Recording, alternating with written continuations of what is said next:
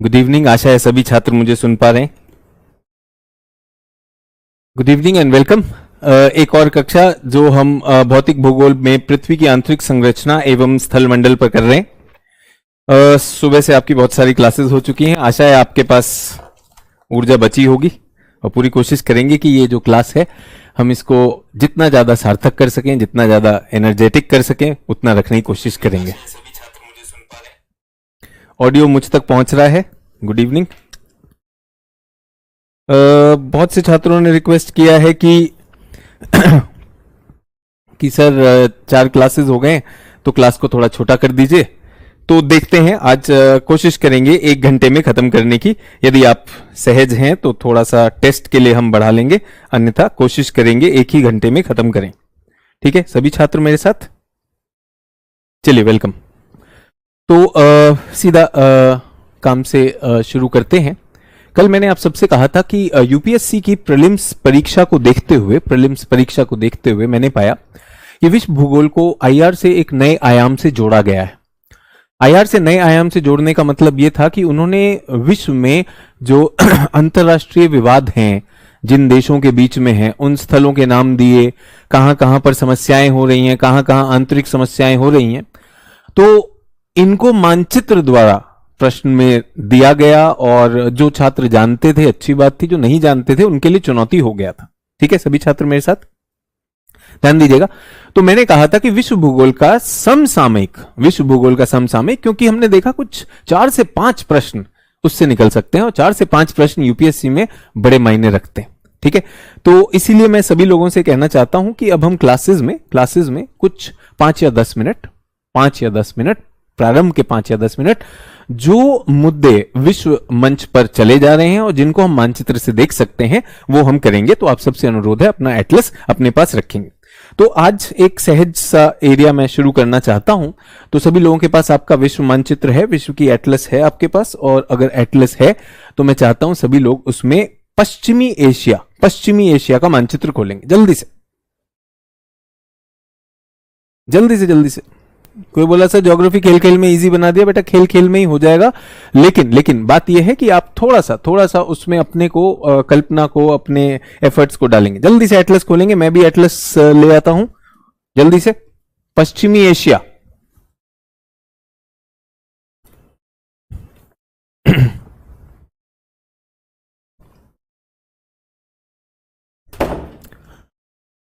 बहुत से छात्रों ने मुझसे कहा कि सर आप एक खानसर वाली एटलस यूज कर रहे हैं, एक ओरियन ब्लैक स्वान यूज कर रहे हैं। सर ऑक्सफोर्ड भी हमारे पास है, तो ये भी एक अच्छी एटलस है। बिल्कुल जिन लोगों ने मुझे ऑक्सफोर्ड के साथ नहीं देखा है तो मैंने ऑक्सफोर्ड भी मंगा ली। मैंने कहा कि छात्रों को जो भी एटलस मिल रही है वो उनको उपलब्ध होनी चाहिए।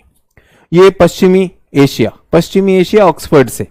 आज मैं ऑक्सफोर्ड से दिखा रहा हूं। सभी लोग मेरे साथ जल्दी से खोलेंगे। ठीक है, पश्चिमी एशिया।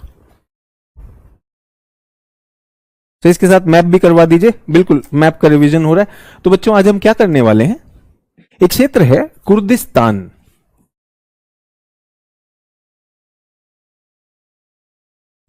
चालीस मिलियन प्लस पॉपुलेशन है विश्व में कुर्द लोगों की।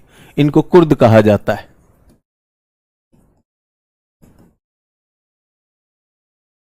कुर्द मूल के लोग हैं।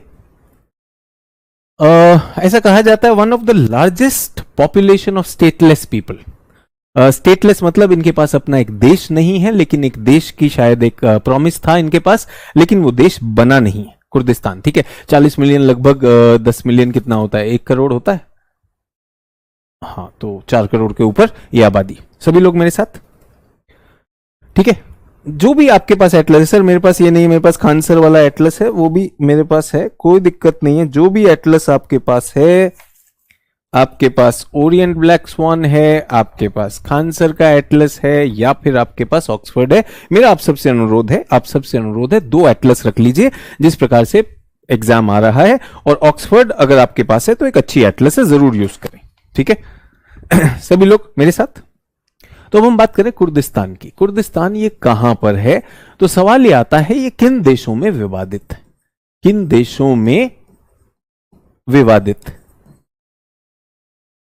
ठीक है, तो पश्चिम एशिया की बात हो रही। पश्चिम एशिया को थोड़ा सा रिवाइज कर लें जल्दी से सभी छात्र। तो आपको अपने पश्चिम एशिया के मानचित्र में जल्दी से ढूंढना है Syria, Lebanon, Israel, Turkey, Jordan, Iraq, Iran. जल्दी से ढूंढेंगे। और इनकी राजधानी जरा बता दीजिए मुझे क्या है, साथ ही में लिख लेंगे, लिस्ट में बनाते जाइए। सीरिया की राजधानी क्या है, लेबनान की राजधानी क्या है, इजराइल की राजधानी क्या है, जल्दी से।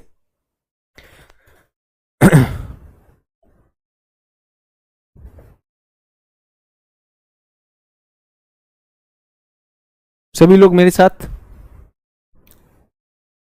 इनकी राजधानी रिवाइज करेंगे और मुझे ये बताएंगे कि भूमध्य सागर को कौन छूता है।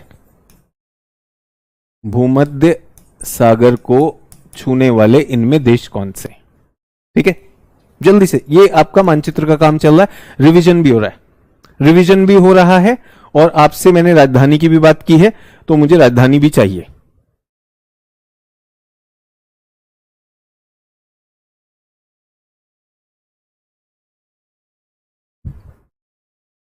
जल्दी से वहीं पे अपनी लिस्ट में लिख लेंगे।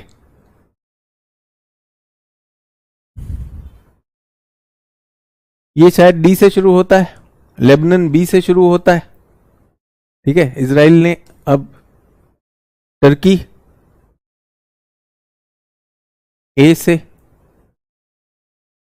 इराक की राजधानी। कौन से देश छू रहे हैं, तो सीरिया भूमध्य सागर को छू रहा है, लेबनान छू रहा है, इजराइल छू रहा है, टर्की छू रहा है, जॉर्डन, इराक, ईरान नहीं छू रहे हैं। सभी लोग क्लियर, यहां तक क्लियर। सीरिया की राजधानी दमश्क, बेरूत, अंकारा, जॉर्डन की अम्मान, इराक की बगदाद और ईरान की तेहरान। ठीक है, सभी लोग मेरे साथ, यहां तक क्लियर। हमने जेरूसलम इसका कर लिया, क्लियर है कि नहीं है। थोड़ा सा रिवीजन, प्रश्न क्या आ रहा है इसमें। अब मैं आपसे पूछना चाहता हूं, बल्कि याद दिलाना चाहता हूं आपको, भारत के इतिहास में, इतिहास के शिक्षक ने बताया होगा, आधुनिक इतिहास में सर ने बताया होगा कुछ खिलाफत आंदोलन के बारे में। खिलाफत आंदोलन के बारे में ये किस विषय से जुड़ा हुआ है, किस विषय से जुड़ा हुआ है, खिलाफत आंदोलन क्यों हुआ था। तो जब प्रथम विश्व युद्ध हुआ, प्रथम विश्व युद्ध में एक बहुत बड़ा साम्राज्य था जिसको ऑटोमन एम्पायर कहते थे। ये है ऑटोमन एम्पायर। ये कहां से कहां तक फैला था, सोचिए, हंगरी से फैला था और यमन तक। ये पूरा का पूरा क्षेत्र ऑटोमन एम्पायर था। लेकिन पहले विश्व युद्ध के बाद इसको बांट दिया गया, इसका बंटवारा किया गया कि बहुत बड़ा एम्पायर है और इसने इस युद्ध में ऑस्ट्रिया, हंगरी, जर्मनी और ऑटोमन एम्पायर ने साथ मिलकर युद्ध लड़ा था और ये सब हार गए थे। तो इरादा ये किया गया कि इसको तोड़ा जाए। किसी को याद है वो संधि का नाम क्या था, उस संधि का नाम क्या था, सेवरेस की संधि। मैं इतिहास नहीं जानता हूं, सर ने बहुत अच्छे से पढ़ाया होगा। तो उस संधि के तहत इसको तोड़ा जाना था, ऑटोमन एम्पायर को खंडित करना था ताकि ये अपनी ताकत लूज करे। उसके बाद भारत में आंदोलन होता है, क्यों होता है, उसके क्या सही था गलत था, ये आपके इतिहास के शिक्षक ने निश्चित रूप से बताया होगा। तो सेवरे की संधि की बात हो रही। अब सेवरे की संधि में बहुत सारी चीजें हुई और सेवरे की संधि में एक बहुत विशेष क्षेत्र आइडेंटिफाई किया गया और वो क्षेत्र कुछ यहां पर है। ये क्षेत्र कुर्दिस्तान बनना था। क्या बनना था, ये कुर्द लोग यहां रहते हैं, कुर्दिस्तान बनना था। किसमें, जब ऑटोमन एम्पायर तोड़ा गया, उसका विखंडन किया गया। लेकिन टर्की को वो शर्तें मंजूर नहीं थी, शर्तें मंजूर नहीं थी। यहीं पर देश आर्मीनिया भी बना और टर्की ने युद्ध किया और कुर्दिस्तान नहीं बन पाया। कुर्दिस्तान नहीं बन पाया। तो आज हम क्या कर रहे हैं, हमने कहा 10 मिनट की बात करेंगे कि एक ऐसा क्षेत्र जो विश्व में कहीं ना कहीं कोई आंतरिक समस्या, कोई अंतरराष्ट्रीय समस्या है, उस क्षेत्र की हम पहचान कर रहे हैं। तो इतिहास में मैंने केवल एक बहुत ही सीमित सी बात कही कि एक ऑटोमन एम्पायर हुआ करता था, बहुत बड़ा साम्राज्य था। प्रथम विश्व युद्ध के बाद इसको खंडित किया गया। जब इसको खंडित किया गया तो वहां पर एक परिकल्पना थी कि ये जो कुर्द मूल के लोग हैं, कुर्द लोगों के लिए एक नया देश बनाया जाए, कुर्दिस्तान। लेकिन वो बन नहीं पाया। ठीक है सभी लोग, इससे ज्यादा इतिहास नहीं जानना चाहता हूं, भूगोल की बात कर रहा हूं, सिर्फ उतनी सी बात कर रहा हूं, उससे ज्यादा मैं नहीं जानना चाहता। ठीक है, अब आप इतिहास को भूगोल से जोड़ लेंगे तो बहुत अच्छा रहेगा। ठीक है, कुर्दिस्तान बनना चाहिए था, नहीं बना। अब सवाल यह आता है कि कुर्दिस्तान नहीं बना तो आज ये किन देशों की समस्या है? तो मैं इधर बना के दिखा देता हूं। ये इन देशों की समस्या है। कितने देश हुए? कुर्दिस्तान कितने देश दिख रहा है?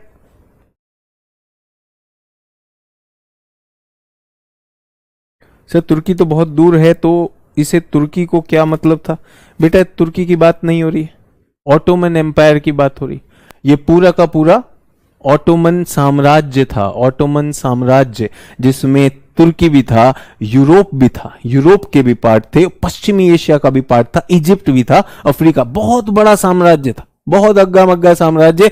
और पश्चिमी एशिया की बहुत सारी समस्याओं का कारण यही है। 4 देश याद रहेगा, 4 देश। तो कुर्दिस्तान के लिए कौन से देश? 4 देश। कौन से देश? 4 देश। क्या नाम है इनका? इराक, ईरान, सीरिया और तुर्की। पहला के दिखा दूं, ये कुर्द बहुल क्षेत्र, तुर्की, सीरिया, इराक और ईरान। तुर्की, सीरिया, इराक, ईरान, इन 4 देशों में ये है। ठीक है सर, क्या इन्हें आजादी मिल रही है? 3 देश, कोई 3 क्यों लिख रहे हैं मुझे पता नहीं, आपको दिखा रहा हूं।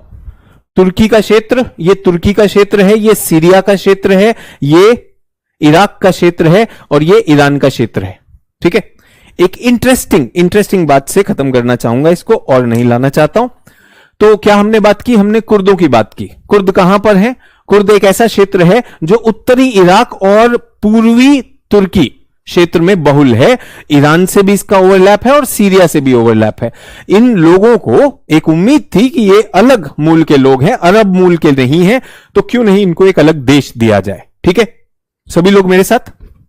सो इस देश को ये बना नहीं, और ये आज भी संघर्ष कर रहे हैं कि अपना देश ये बना पाए। ठीक है, 4 देश इसमें इन्वॉल्व हैं। अब एक बात बताइए, इस बात पे मैं खत्म करना चाहता हूं कि 15 मिनट से ज्यादा मैं इस विषय को नहीं देना चाहता था। किसी भी देश में आप बताइए, क्या ईरान अपनी सीमा पर तुर्की को कोई हमले करने देगा? क्या ईरान के क्षेत्र में तुर्की आकर हमले करे तो क्या ईरान उसे मान लेगा, अलाउ करेगा या नहीं करेगा? कोई बोला हिस्ट्री में यही पढ़ेंगे आज हम लोग, तो बहुत अच्छी बात है यार। हिस्ट्री में अगर आप यही पढ़ेंगे तो इत्तेफाक देखिए, बिल्कुल अलाउ नहीं करेगा। अब मैं आपसे एक प्रश्न पूछना चाहता हूं, आपने बिल्कुल सोचा, बिल्कुल अलाउ नहीं करेगा। तुर्की ने यहां से अपने क्षेत्र में कुर्द लोगों को, जितने भी लोग अपना इंडिपेंडेंस की मांग करें, उन्हें कहा बकवास बंद, कोई आजादी नहीं है। और तुर्की ने हमले यहां भी किए और ईरान ने कुछ नहीं कहा। क्या कोई बता सकता है क्यों नहीं कहा ईरान ने? आप सब नो कह रहे हैं। तुर्की ने यहां कुर्द मिलिशिया जो है, जो कुर्द जो अपने को आजादी के लिए जो यहां के लोग मिले हैं, उन फोर्सेस पे अटैक किया और यहां भी आकर मारा। लेकिन ईरान ने कुछ नहीं कहा। क्यों नहीं कहा? इसे कहते हैं जियो स्ट्रेटेजिक। भाई देखो, हम भी नहीं चाहते अगर ये बने तो ये इनको भी समर्थन देंगे, ये इनको भी समर्थन देंगे। इनमें से कोई भी देश, ना इराक कुर्दिस्तान को मानना चाहता है, ना ईरान उस क्षेत्र को देना चाहता है। तो भले ही इन देशों में मैत्री ना हो, लेकिन इस मुद्दे पर ये नहीं चाहते कि किसी भी देश में कुर्दों के पास इतनी स्वायत्ता आ जाए कि वो बाकी देश के कुर्दों को मदद करना शुरू करें। समझ में आ गया? सर अगर देश बनेगा तो ईरान का भी भाग जाएगा, बिल्कुल जाएगा। तो कुर्दों को किसी भी तरह से वो सत्ता में या पावर में नहीं आने देना चाहते।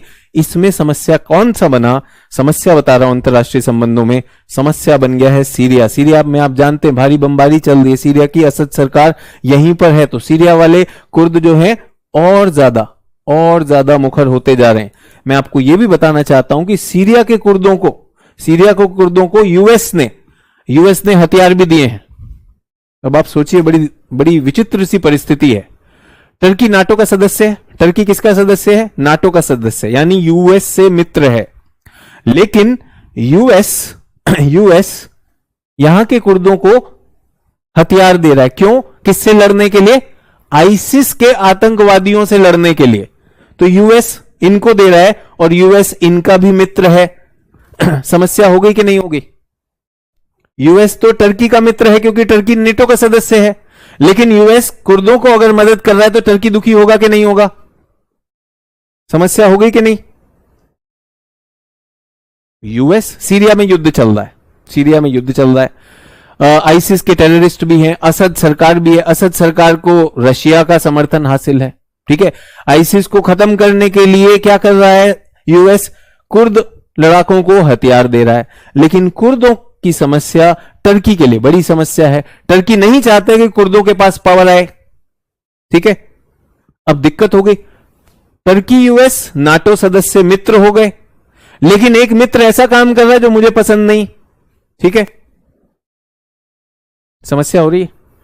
कितने लोग अंतरराष्ट्रीय संबंधों में ये सुन रहे हैं कि टर्की धीरे धीरे रूस की तरफ बढ़ रहा है, रूस से काफी दोस्ती हो गई है, यूएस काफी दुखी रहता है। कितने लोगों ने अंतरराष्ट्रीय संबंधों में देखा होगा कि टर्की और भारत बहुत एक सिमिलर स्थिति में है। वो रूस से भी दोस्ती रखते हैं, यूएस से भी रखते हैं। क्या आप देख सकते हैं, टर्की नाटो का सदस्य होने के कारण यूएस का समर्थन तो करेगा ही करेगा, लेकिन क्योंकि यूएस यहां पर उसके साथ नहीं लगता है तो वो रूस के भी साथ है। आप देखेंगे टर्की ने रूस का यूक्रेन में घुसने को बहुत ज्यादा ऑब्जेक्ट नहीं किया। अंतरराष्ट्रीय संबंधों का एक ही नियम है, अपने हित सर्वोपरि। सो अभी टर्की न्यूज में भी था, टर्की में फिर से चुनाव हुए और राष्ट्रपति अर्दोहान फिर से चुनाव जीत गए हैं। तो फिर से वही एक सोच चली जा रही है और टर्की इस मौके का पूरा फायदा उठा रहा है कि यूएस अगर आप हमारे साथ हो तो हमारा साथ पूरा दो, और रशिया आप भी हमारे साथ रहो। सभी लोग को समझ में आया? 15 मिनट मैंने लिए हैं इसके लिए। आशा है आपको कुर्दिस्तान वो क्षेत्र पता चला होगा, कौन से देश इसमें इन्वॉल्व हैं ये भी पता चला होगा, और क्यों ये चारों देश किसी भी प्रकार से कुर्दिस्तान को बढ़ने नहीं देना चाहते।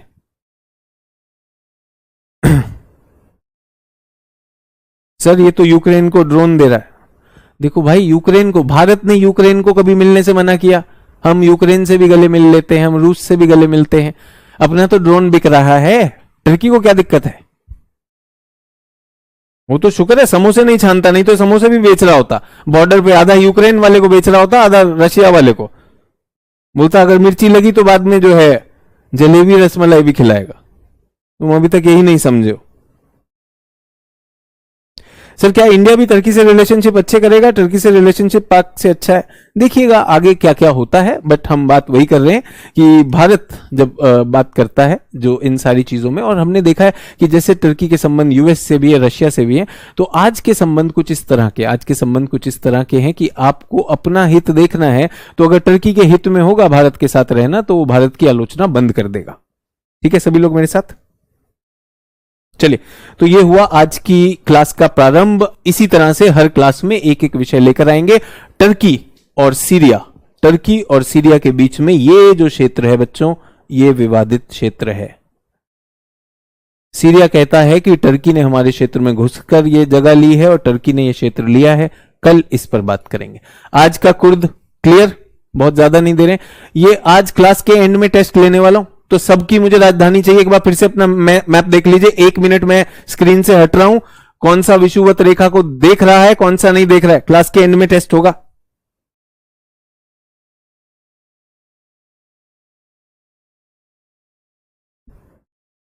सभी लोग, तो कुर्दिस्तान पे मैंने बात की, थोड़ी चर्चा की। अब हम अपने विषय पर आने वाले हैं। आज का विषय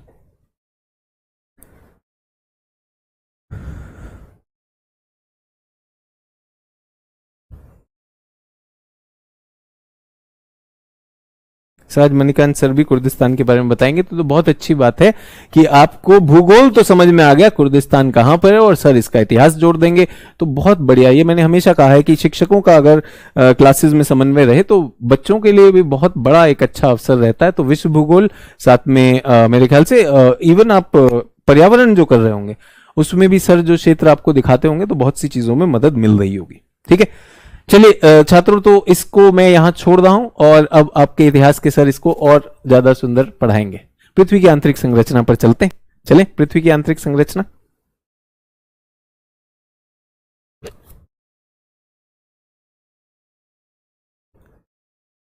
सभी लोग मेरे साथ। सब, तुर्की क्या भारत का दोस्त है?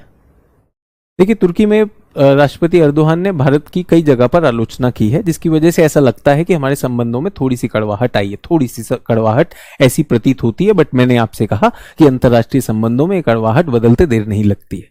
जब आपका हित सधता है, जब आपके अंतर्राष्ट्रीय हित सधते हैं तो चीजें बदल जाती हैं। ठीक है, फिर मैं वही कहूंगा कि मैं अंतर्राष्ट्रीय संबंधों पर क्लास अभी नहीं ले सकता, वो मेरा क्षेत्र नहीं है, लेकिन मेरा क्षेत्र है कि उस क्षेत्र की सीमा निर्धारण हम कर सके, हम देख सकें कि इस जगह पर ये हो रहा है। ठीक है, तो अभी ऐसा ना करें कि अब जो है एक नया खंड आपके लिए मैंने ज्योग्राफी में शुरू किया है कि भौतिक भूगोल के साथ विश्व का भी हम कुछ कुछ एरिया रिवाइज करते रहें, तो अब आप क्लास को उसी चीज पर रोक दें कि हम आगे नहीं बढ़ेंगे। जी सर, कश्मीर के मुद्दे पर बिल्कुल, जब हमने कश्मीर से धारा हटाई तो उसके बाद हमने देखा कि उसके बाद तुर्की ने उस पर आलोचना की थी। ठीक है, चलिए वापस आ जाए पृथ्वी की आंतरिक संरचना पर। पृथ्वी की आंतरिक संरचना पर हम बात कर रहे हैं, तो इस पर ये कैसे बनती है। तो पृथ्वी की जो हमने कल आकार देखा, ऐसे तो गोलाकार हो सकता था, गोलाकार वृत्त हो सकता था, लेकिन पृथ्वी निकली क्या? थोड़ी सी चपटी निकली, इधर से चपटी निकली, इधर से थोड़ा बाहर को निकली, तो इसको हमने क्या कहा? जियोइड आकार कहा, जियोइड आकार।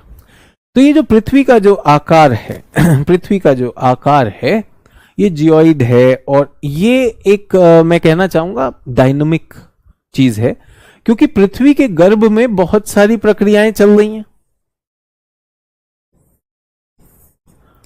कुछ प्रक्रियाएं बताएंगे, क्या क्या प्रक्रियाएं चल रही हैं? इनको हमने क्या नाम दिया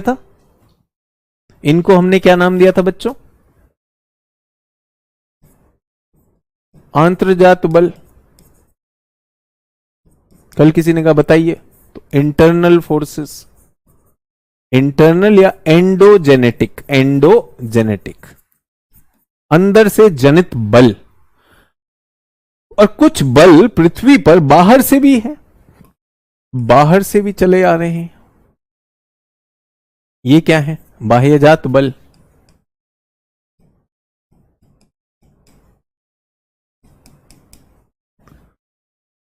तो पृथ्वी का आकार, पृथ्वी पर जो भी हो रहा है वो कुछ ना कुछ कारणों से हो रहा है। कुछ कारण पृथ्वी के गर्भ में हैं और कुछ कारण पृथ्वी के बाहर भी हैं, जिनसे ये गतिमान भी है, जिनसे ये परिवर्तनशील भी है। ये सारी चीजें चल रही हैं।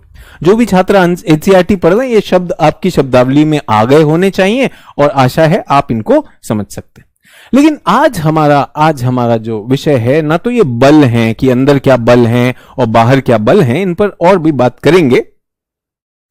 सर अंदर से हल्की गैस अंदर से बाहर आ रही है। बेटा अब हल्की गैस आ रही है, बाहर आ रही है, तो मेरा आप सबसे एक अनुरोध है, ध्यान दीजिएगा।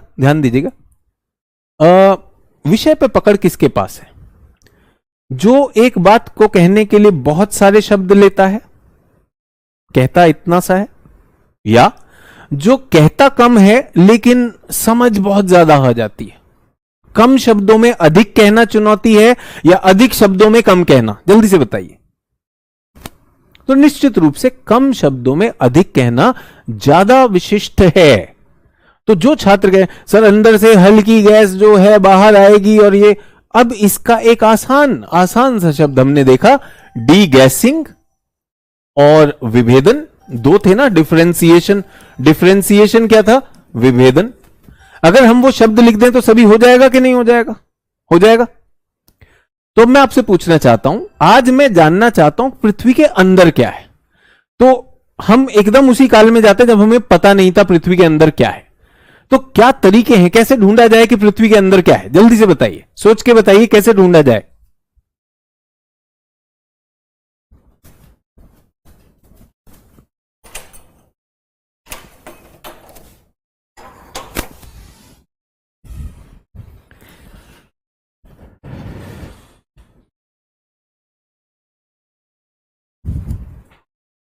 सर गैसों को ढूंढा जाए, उल्का पिंडों को ढूंढा जाए। चलिए तो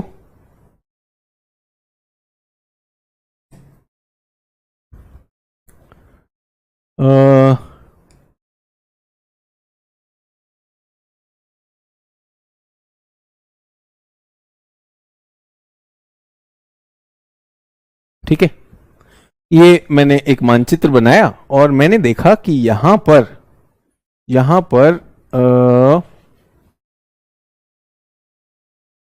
नेपाल में कुछ जगह पर वो फिल्म आदि पुरुष जो है उसको बैन कर दिया गया।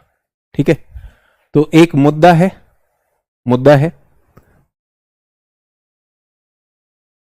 ठीक है। और यहां पर है उत्तर कोरिया, नॉर्थ कोरिया। यहां पे सुनते हैं कि खाद्य सामग्री तक का संकट है, यहां लोगों को खाना नहीं मिल रहा। तो यह भी एक मुद्दा है, यह भी एक मुद्दा है। भारत इस मुद्दे का निराकरण करना चाहता है। तो नेपाल से भारत क्या कर सकता है? नेपाल से इस बात पर भारत ने सुना कि भाई काठमांडू में उन्होंने कहा हम ये फिल्म नहीं चलाएंगे, तो भारत इस पर क्या कर सकता? करने की वैसे कोई जरूरत नहीं है, कोई बड़ा मुद्दा नहीं है, बट अगर कुछ करना हो तो भारत क्या करेगा? एक संवाद स्थापित करेगा। भारत एक संवाद स्थापित कर सकता है कि नहीं कर सकता? बिल्कुल कर सकता है। तो संवाद कर सकता है। संवाद में या तो हमारी तरफ से कोई प्रतिनिधि चला जाए या उनकी तरफ से प्रतिनिधि चला जाए, तो हम बातचीत करेंगे प्रत्यक्ष रूप से। ठीक है, लेकिन भारत जो है उत्तर कोरिया में कुछ करना चाहता है। उत्तर कोरिया किसी को ना अंदर आने दे रहा है, और जो आ गया तो भाई आ गया, पर जाने नहीं देंगे। तो अब हम कुछ कर सकते हैं? नहीं कर सकते। यहां पर प्रत्यक्ष खुद जाकर मिलने का संभावना नहीं है। उत्तर कोरिया ने एक संलयन का बम बनाया, कोशिश कर रहे हैं। उन्होंने नाभिकीय टेस्ट कर लिए, बड़ी चुनौती है, कोई जा नहीं सकता अंदर। तो कैसे देखेंगे? उपग्रह से देखेंगे, उपग्रह चित्र, सैटेलाइट उपग्रह पिक्चर से देखेंगे। किसी तरह से हम अंदाजा लगाएंगे, गैस करेंगे कि भाई ये हो रहा होगा। समझ में आ रहा है कि नहीं आ रहा है? तो ये क्या है? ये अप्रत्यक्ष है। कुछ देशों ने यहां अपने जासूस भी भेजे कि भाई घुस जाओ, देखा जाएगा। देखें तो सही सभी लोग मेरे साथ। सो मैं ये कह रहा हूं कि हम जाकर प्रत्यक्ष रूप से बात कर सकते हैं कुछ देशों में, लेकिन कुछ देशों में सरकार ना होने की वजह से या सरकार की ऐसी नीतियां होने की वजह से शायद उन तक ना पहुंचा जाए। वापस बात कर रहा हूं प्रत्यक्ष और अप्रत्यक्ष के बारे में। हमें कुछ ज्ञात नहीं है पृथ्वी के अंदर क्या है, जानना चाहता हूं मैं जानना चाहता हूं। तो कितने अवसर हैं? क्या मेरे पास कोई प्रत्यक्ष तरीका है कि मैं पृथ्वी में यहां से छेद करूं गुर्र करके और यहां पे निकल आऊं? इधर मैं खड़ा था ला ला ला करता हुआ उत्तरी गोलार्ध में, और निकला और चल के इधर आ गया। कैसा रहेगा? और बीच बीच में क्या किया? दीवार को जो है सैंपल निकाला, थोड़ा दीवार से पत्थर लिया, चाट के देखा, अच्छा ये तो नमकीन लग रहा है, नहीं यहां तो मीठा लग रहा है। ठीक है, हो सकता है। तो जब मैंने देखा जब छोटा था तो स्कूल में एक नॉवेल आई, उसका नाम था journey to the centre of earth. Journey to the centre of earth. इस पर फिल्म भी बनी, सब कुछ है मेरे ख्याल से, जहां तक मुझे याद है जूल्स वर्न ये जो है साइंस फिक्शन पे लिखा करते थे, journey to the centre of earth. तो इसमें ऐसा हुआ कि एक प्रोफेसर और उनके स्टूडेंट्स जो हैं वो पृथ्वी के केंद्र में जा रहे हैं।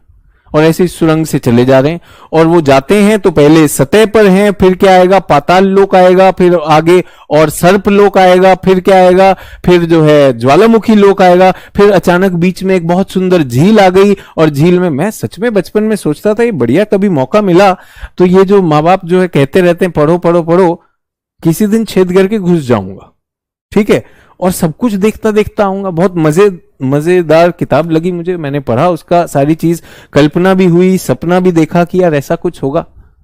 लेकिन जैसे जैसे बड़े हुए पता चला भाई पृथ्वी में ये जो आर पार का मामला है ना, उत्तरी गोलार्ध से दक्षिणी गोलार्ध शॉर्टकट, ये संभव नहीं है, ये संभव नहीं है। वो कल्पना ही थी, वैज्ञानिक कल्पना, जिसे साइंस फिक्शन की श्रेणी दी जाती है कि विज्ञान में भी कल्पना कि क्या होता ऐसा किसी ने सोचा तो अच्छी बात है। सारी चीजें बचपन में तो बहुत अच्छी लगी, लेकिन अब जब हम शिक्षक हो गए तो हम ये देखते हैं कि नहीं भाई ये संभव नहीं है। तो सबसे अच्छी बात तो यही होती, सबसे अच्छी बात तो वही होती कि आप जाकर मिल लीजिए नेपाल सरकार से या किसी प्रतिनिधि से बात कर लीजिए। आप जाइए जरा देख कराइए कहां पर हाथी है, कहां पर डायनासोर है, कहां गर्म कहां ठंडा। तो वो क्या कहलाते हैं, प्रत्यक्ष स्रोत। तो पृथ्वी के अंदर क्या है उसके लिए प्रत्यक्ष स्रोत सबसे अच्छा स्रोत होता, सबसे अच्छा स्रोत होता कि हम जाकर उसे छू लेते, है ना। लेकिन दिक्कत यह हो गई कि भाई पृथ्वी के अंदर हमने जाने की कोशिश की, तो कैसे कोशिश करेंगे, खुदाई करेंगे, खुदाई करेंगे। और मैंने आपको पहले बताया ड्रिलिंग भी हो रही है। अभी हमने चाइना का तारिम बेसिन का अभी आपको सुना होगा पिछले महीने कि वो और खोज करना चाहते, 10 किलोमीटर 11 किलोमीटर तक जाकर वो ढूंढना चाहते हैं कि वहां पर तेल संसाधन मिलेंगे कि नहीं मिलेंगे, ठीक है। एनसीईआरटी भी कहती है कि भाई देखो ड्रिलिंग जो है कोला प्रायद्वीप में लगभग 12 किलोमीटर तक हुई है, उसके आगे हम नहीं जा पाए हैं। क्यों? क्योंकि पृथ्वी का तापमान अंदर बढ़ने लगता है, तो अंदर जो है तापमान बहुत अधिक है। कितने लोग जल्दी से बताइए, मेरा कल मैंने आपको बताया था, ये तो हटा दें इस मानचित्र को, कि पृथ्वी के अंदर तापमान क्यों बढ़ रहा है, कौन से 2 कारण हैं, जल्दी से बताइए। कितने लोगों को याद है? 2 कारणों से है, 2 कारणों से, जल्दी से बताइए। इसी बहाने याद भी हो जाएगा, कल का टेस्ट भी हो जाएगा, जल्दी से बताइए।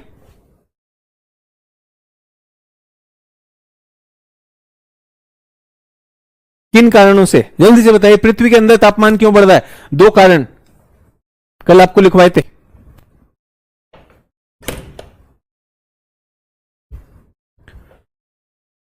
तो पहले की हीट, हाँ जी नेहा जी बिल्कुल सही कह रही हैं, संसर्जन और ऊष्मा, अंजलि जी बिल्कुल सही कह रही हैं, लेकिन मैं आपको शब्द लिख देना चाहता हूं, रेजिडुअल हीट, रेजिडुअल हीट, शेष ऊष्मा। कब की है ये? जब पृथ्वी की उत्पत्ति हुई, संसर्जन के दौरान जब पृथ्वी टकराई तो उसके अंदर अभी भी ट्रैप्ड है, जो फंसी हुई है, फंसी ऊर्जा। और दूसरा क्या था? Radioactive decay, radioactive decay किसका? यूरेनियम का, याद है? रेडियोधर्मिता याद आया सभी लोग को? बेटा डीगैसिंग नहीं। फिर मैंने कहा सटीक। जो छात्र इस परीक्षा को पास करना चाहते उनके पास एक गुण है, वो सीधा तीर निशाने पे मारते हैं, इधर उधर नहीं मारते हैं। अगर ये कील है, अगर यहां पर कील है तो हथौड़ा कहां मारिएगा? कील पर मारिएगा या इधर उधर मारिएगा? तो जो लोग जो मन में आए, सर जी ये हुआ वो हुआ, सर डीगैसिंग हुआ ना, 2 ही कारण है कि जो ऊष्मा वहां पे कैद हो गई क्योंकि बाहर से पृथ्वी ठोस हो गई, अंदर चीजें अभी भी तरल थी, अभी भी गर्म थी, तो वो अभी भी गर्म है। तो क्या वो ठंडे नहीं होंगे? वो हो रहे हैं, धीरे धीरे हो रहे हैं क्योंकि बाहर से तो एक आवरण आ गया, तो उसे आसानी से ठंडा होने को नहीं मिल रहा है। और दूसरा क्या है, थोड़ी और ऊष्मा अपनी भी सृजित हो रही है। कहां से हो रहा है? रेडियोधर्मी पदार्थों से, क्योंकि वो डिके हो जाते हैं, अपने आप विखंडित हो रहे हैं। सभी लोग मेरे साथ? बहुत अच्छी बात। कौन है? करिश्मा अहिरवार जी लिख रही हैं, प्लैनेट निर्माण की बची ऊर्जा रेडियोधर्मी पदार्थ। बिल्कुल 10 on 10, बहुत अच्छी बात। तो बच्चों, तो अब मेरे पास प्रत्यक्ष साधनों की मैं बात करता हूं। प्रत्यक्ष में मुझे तो पर्सनली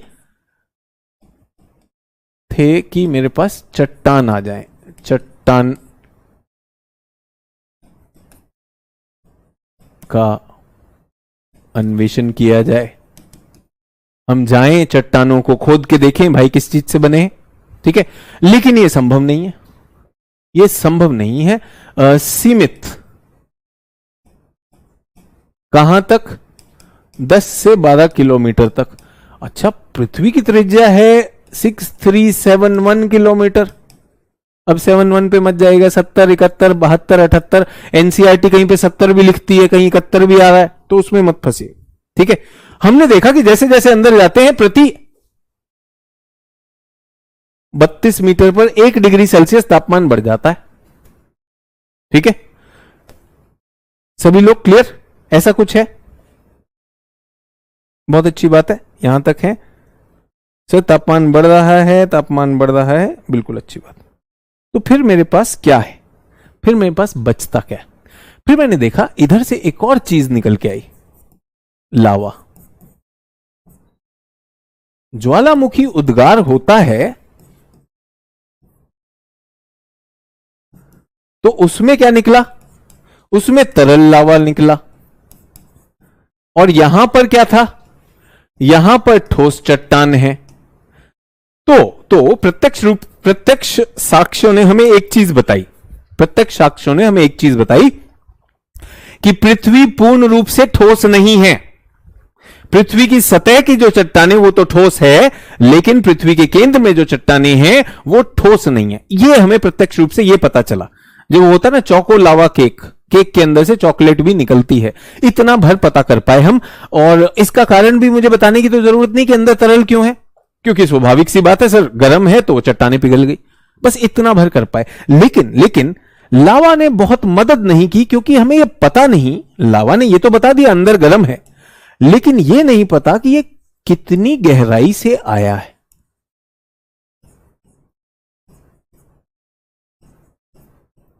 सही है? तो क्या यह एक अच्छा प्रत्यक्ष स्रोत है? क्या ये प्रत्यक्ष स्रोत है? कोई कह रहा है पृथ्वी भुना हुआ आलू के समान है। क्या भुना हुआ आलू अंदर से बहने लगता है? क्या भुना हुआ आलू अंदर से वो हो जाता है, तरल हो जाता है? मतलब आप कह रहे हैं तो मैंने मान लिया, पता नहीं कौन सा वाला आलू खा रहे हो जो भून के अंदर से बहने लगता है। खतरनाक वाला आलू अवॉइड करो भाई, ठीक है। तो चौको लावा ज्यादा अच्छा है। जो लोग शहरों में रह रहे हैं, आजकल चौको लावा नाम का केक बहुत बिक रहा है, ठीक है। तो कितनी गहराई से आया ये पता नहीं, तो बहुत अच्छा स्रोत नहीं। अब हम आते हैं अप्रत्यक्ष स्रोतों पर। अप्रत्यक्ष देखें, अप्रत्यक्ष। और ये क्यों कर रहे हैं? ये क्यों कर रहे हैं? देखिए, आप तो परीक्षा दे रहे हैं सर, बाहर से ठंडा हो जाता पर अंदर से गर्म होता। अच्छा, ये कह रहे हैं आप, इसलिए आलू कह रहे हैं। तो तापमान की दृष्टि से तो ठीक है, आलू, भुना हुआ आलू, लेकिन अंदर की जो दशाएं हैं उससे थोड़ा अलग है। चलिए कोई बात नहीं, आपने सोचा, बहुत अच्छी बात है, आलू तक तो पहुंचे। अब आगे बढ़ते हैं। तो पहली चीज, ये हम कर क्यों रहे हैं? ये हम इसलिए कर रहे हैं, ये हम इसलिए कर रहे हैं क्योंकि आपको तो परीक्षा के अलावा कोई मतलब नहीं है, लेकिन भूगर्भ शास्त्रियों को, शिक्षाविदों को और जिज्ञासु लोग ये जानना चाहते थे कि पृथ्वी के अंदर क्या है, पृथ्वी के अंदर क्या है। और इसी जिज्ञासा की वजह से न केवल पृथ्वी, हमने अपने शरीर में भी ढूंढ निकाला क्या क्या है, और आज उससे हम चिकित्सा करते हैं। तो हम पृथ्वी के रहस्यों को जानना चाहते थे, लेकिन पृथ्वी हमें मौका नहीं दे रही कि हम कैसे जाने। तो फिर हमने कहा चलिए ठीक है, कुछ चीजें पृथ्वी पर आकर टकरा जाती हैं, उनको क्या कहते हैं? उल्काएं आती हैं, मीटियोर, ठीक है। तो ये बने, ये कब बने? पृथ्वी के साथ ही बने। जब पृथ्वी के मित्र हैं, पृथ्वी के लगभग साथी बने हैं, तो हो सकता है पृथ्वी जैसे ही हो सकता है पृथ्वी जैसे ही हो। तो हमने कहा जब ये गिरता है उल्का पिंड, जब हमारे पास आ जाता है उल्कांश के रूप में, मीटियोराइट के रूप में, तो इसके सैंपल से इसका निकालो कि पदार्थ क्या निकालो, तो हमें मीटियोर के पदार्थ पता चलते हैं, ठीक है। तो पृथ्वी के अंदर नहीं जा रहा हूं, पृथ्वी के अंदर नहीं जा रहा हूं, वहां जा रहा हूं इतिहास में जो पृथ्वी के साथ बना था। तो भाई तुम मिल गए तो पृथ्वी भी मिल गई। लेकिन मैंने आपको बताया कि एक छोटी सी चीज, एक छोटी सी चीज, एक उल्का पिंड और पृथ्वी, इन दोनों में जो भौतिक प्रक्रियाएं होंगी, फिजिकल इवेंट्स होंगी, वो अलग होंगी कि नहीं होंगी? आप सोचिए, पृथ्वी इतनी बड़ी है तो उसके अंदर बहुत सी चीजें हो रही हैं। आपने सुना होगा कि उसमें संवहन होता है, उसमें कोर होता है, और बहुत सारा दबाव भी है चट्टानों का। उस दबाव से भी थोड़ा सा तापमान बढ़ता है, बहुत कुछ होता है कि नहीं। एक सापेक्षिक रूप से छोटे से मीटियोर में वो सारी प्रक्रियाएं तो नहीं हुई होंगी। हाँ, ये मैंने माना साथ में पैदा हुए थे। यूं समझ लीजिए कि दो बच्चे साथ में पैदा हुए थे, सेम शहर में, सेम मोहल्ले में, पड़ोस में, लेकिन कुंभ के मेले में खो गए। एक जो है नॉर्थ कोरिया में पाया गया और दूसरा जो है सूडान में पाया गया। दोनों में समानता होगी? कैसे होगी भाई? सारी समानता तो सूडान और उत्तर कोरिया ले गया, है कि नहीं? तो ये थोड़ा दूर की कोटि है, बट ठीक है। अप्रत्यक्ष गुड और बैड, बढ़िया है? बहुत बढ़िया तो नहीं है। क्वेश्चन मार्क लगा दूं? क्वेश्चन मार्क लगा दूं, है या नहीं? तो उस मीटियोर में कुछ तो ऐसा होगा जिसकी वजह से अर्थ के साथ नहीं आया। अरे बेटा, कुछ क्या होगा? अभी तक आपको पता नहीं कि उस मीटियोर में ऐसा होगा? पूरे के पूरे ब्रह्मांड में इतनी सारी चीजें बनी, सब अर्थ के साथ थोड़ी आ गई। अब किसी का सर उसमें कुछ तो होगा, पृथ्वी के साथ नहीं। अरे पृथ्वी की कक्षा से दूर था, इसलिए नहीं आया भाई। इतना तो हम सोच लगाएंगे ना। जो चीजें पृथ्वी की कक्षा से दूर थी वो कहीं और चली गई। सूर्य के चारों तरफ तो और बहुत सी चीजें। ये हमारा घमंड है पृथ्वीवासियों का। इसमें कुछ तो होगा जो पृथ्वी के पास नहीं आया। पाप किए होंगे इसने, है ना? तो इसको सजा मिली भाई। लेकिन अब आया है पश्चाताप करने, तो हमने कहा अभी देखते हैं इसमें क्या क्या है। तो यूं समझिए कि भाई आप कुछ जानना चाह रहे हैं, ठीक है? आप जो है उन्हें देखते हैं, कॉलेज में पसंद है आपको, ठीक है, लेकिन वो आपको घास डालती नहीं। तो आपने उनका मोहल्ला ढूंढा, ठीक है? उस मोहल्ले में आपका एक मित्र है, उससे आप पूछ रहे हैं उनके बारे में, उनके परिवार के बारे में। इनडायरेक्ट है कि नहीं? ये इनडायरेक्ट। कुछ तो होगा जो वो मुझसे बात नहीं करती। अरे कुछ नहीं है इसीलिए बात नहीं करती, और आगे भी नहीं करेंगे। इसे अप्रत्यक्ष कहा जाता है। फिर आपका जो मित्र है वो खुद लाइन मार रहा है, तो आपको सही थोड़ी बताएगा वो। क्लास पे वापस आ जाए। सर कुछ तो होगा उल्का का, इसने कोई ना कोई तो ऐसा गुनाह किया होगा जो पृथ्वी के पास नहीं है। अरे भाई सीधी सी बात है, 99.8% मामला अंदर चला गया। बाहर वाले अपनी अपनी कक्षा में है, बेचारा अपनी कक्षा में पूरी इज्जत से रह रहा है। उल्का अंश बेचारा, उल्का पिंड, तुमने उसकी बेइज्जती कर दी बैठे बैठे। कुछ तो होगा जो ये नहीं रहा। अरे भाई वो अपना एग्जिस्टेंस जी रहा है। चले आगे बढ़ते हैं। तो उल्का को छोड़ देते हैं। तो उल्का ने बहुत मदद नहीं की।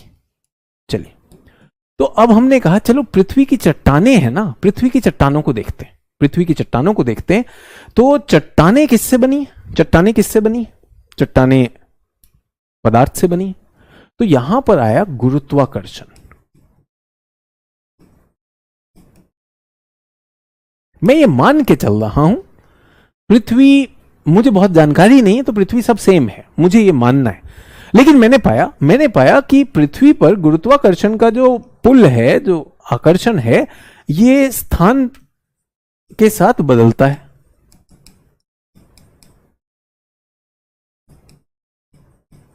क्यों बदलता है भाई? क्यों बदलता है? तो ऐसा आया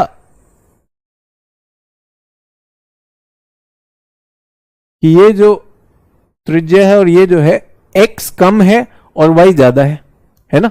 क्योंकि पृथ्वी चपटी है। और हम जानते हैं कि जो ग्रेविटी का फोर्स होता है वो त्रिज्या के इनवर्सली प्रोपोर्शनल होता है, m1 m2 by are square. अब जो विज्ञान नहीं जानते हैं वो बेचारे परेशान होंगे, ये क्या गणित लिख दिया, एकदम दिक्कत है, ठीक है? हाँ, तो खुशबू जी कह रही है कि धरातल पर विभिन्न अक्षांशों पर गुरुत्वाकर्षण बल समान क्यों नहीं होता? तो बेटा हो सकता है आपने विज्ञान ना पढ़ा, आपने विज्ञान स्कूल में ना पढ़ा। वैसे तो सरल सा विज्ञान है। ये फोर्स है, किसकी? गुरुत्व बल है। ये दोनों का द्रव्यमान, दो बॉडीज का द्रव्यमान और उनके बीच की दूरी का ये फॉर्मूला है ना? ये कांस्टेंट होता है। तो ये किस पर आधारित है? पहला, एक का मास, एक ये m1 नाम का एक पिंड है, m2 नाम का एक पिंड है, और m1 और m3 नाम का एक पिंड है, ठीक है? m3 ऐसे रखते हैं, ये भी m2 ले लेते हैं, x y z। अब इन दोनों में गुरुत्व का बल और इन दोनों में गुरुत्व का बल किस पर निर्भर करेगा? एक तो इनके द्रव्यमान पर और एक इनकी दूरी पर। ये दूरी x है या ये दूरी a है और ये दूरी b है, और आप देख सकते हैं कि a जो है b से ज्यादा है। तो कहां पर ज्यादा खिंचाव होगा? फोर्स जो है एक्स वाई ज्यादा होगी या एक्स जेड ज्यादा होगी? कौन सी ज्यादा होगी जल्दी बताइए, कौन सी ज्यादा होगी? जल्दी से बताइए बच्चों, जल्दी जल्दी बताइए, कौन सी ज्यादा होगी? एक्स और वाई के बीच का आकर्षण और एक्स और जेड के बीच का आकर्षण, कौन सा वाला ज्यादा होगा? सर एक्स और वाई के बीच का आकर्षण ज्यादा होगा। क्यों? क्योंकि दूरी कम है। तो पहली चीज क्या है? जब भी दो पिंडों में दूरी कम होगी, दो बिंदुओं में दूरी कम होगी, तो गुरुत्व का बल ज्यादा होगा। सभी लोग मेरे साथ? यहां तक क्लियर? स्कूल की साइंस है, बहुत ज्यादा बड़ी बात, कठिन बात नहीं कर रहा हूं, ठीक है? सभी लोग मेरे साथ? चलिए अब हम पृथ्वी को देख लें। ये पृथ्वी चपटी है,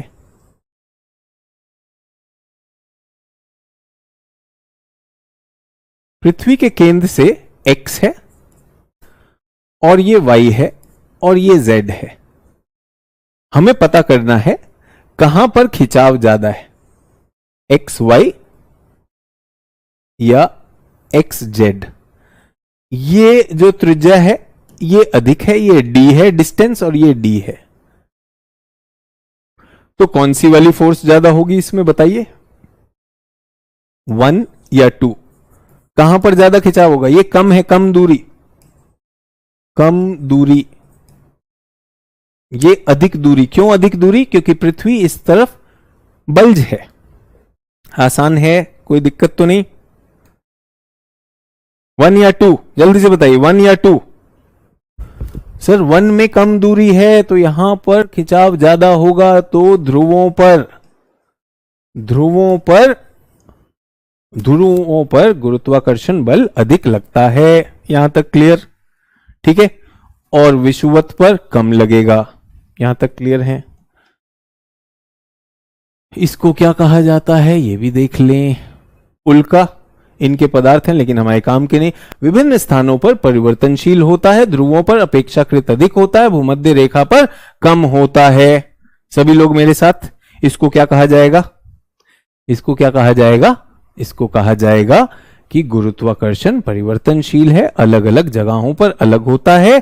तो इससे हमें क्या पता चला? एक तो पृथ्वी की जो त्रिज्या है वो अलग है, ये अभी जानकारी मिली है, अभी हम बहुत जानते नहीं, ठीक है। दूसरी बात आती है ये ग्रेविटी अनोमली। ये क्या होता है? गुरुत्व विसंगति क्या होता है? गुरुत्व विसंगति क्या होता है? गुरुत्व विसंगति ये एक पॉइंट है, इसको जरा ध्यान दीजिएगा। विसंगति, गुरुत्व विसंगति क्या होती है बच्चों? जल्दी बताइए, किसी को पता है? एनोमली।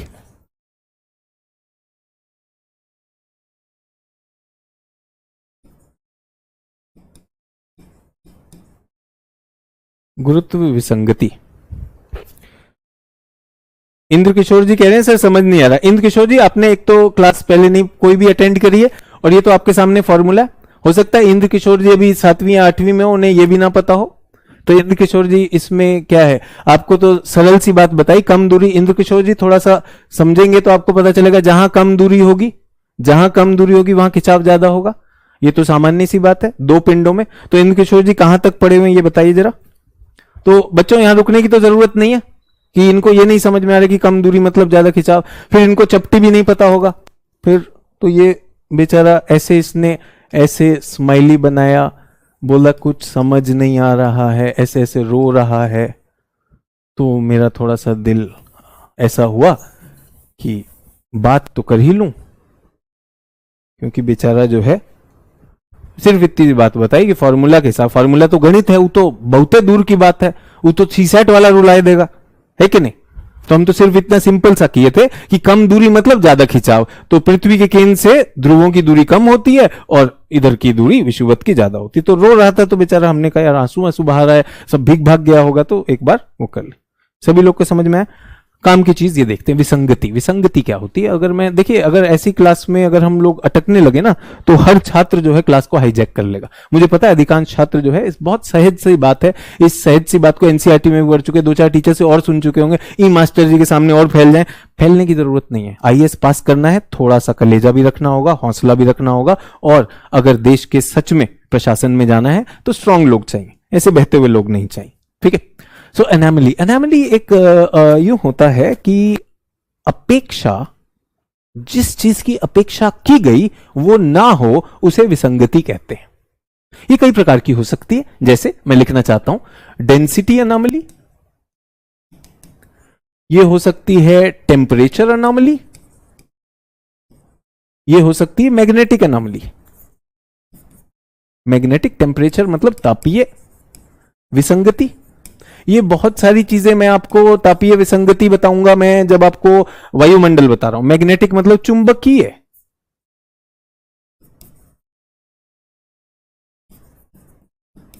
विसंगति।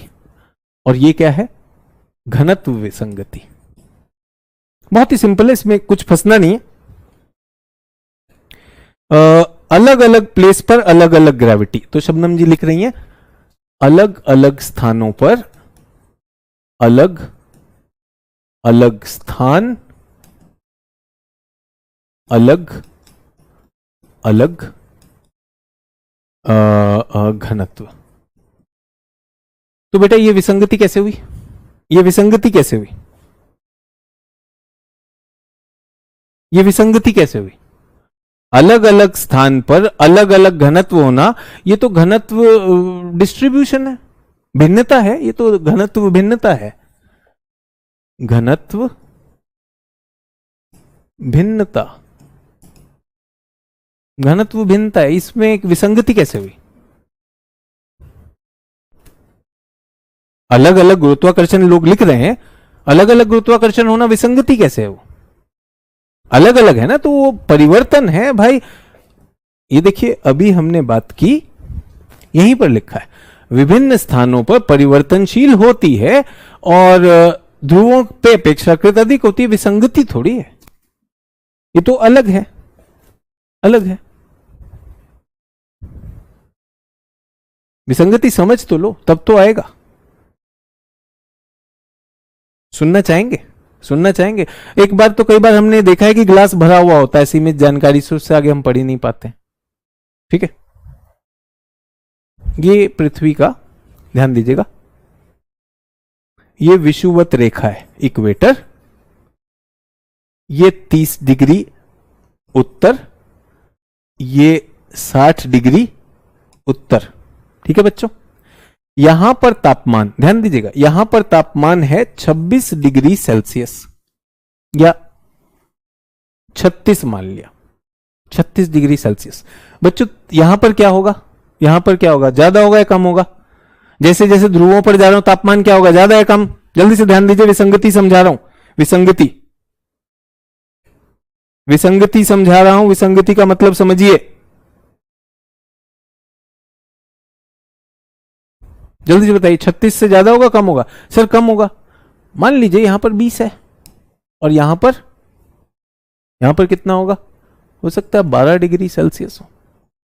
ये क्या है? औसत तापमान। क्या तापमान बच्चों अक्षांश के हिसाब से बदल रहा है? हां या ना? बदल रहा है। एक उदाहरण दिया मैंने अभी आपको, उदाहरण दिया है। इसको क्या कहा जाता है? तापांतर। ताप में अंतर होना। समझ में आया? उसी तरह पृथ्वी में अलग अलग जगह पे अलग अलग घनत्व होना, घनत्व का अंतर है।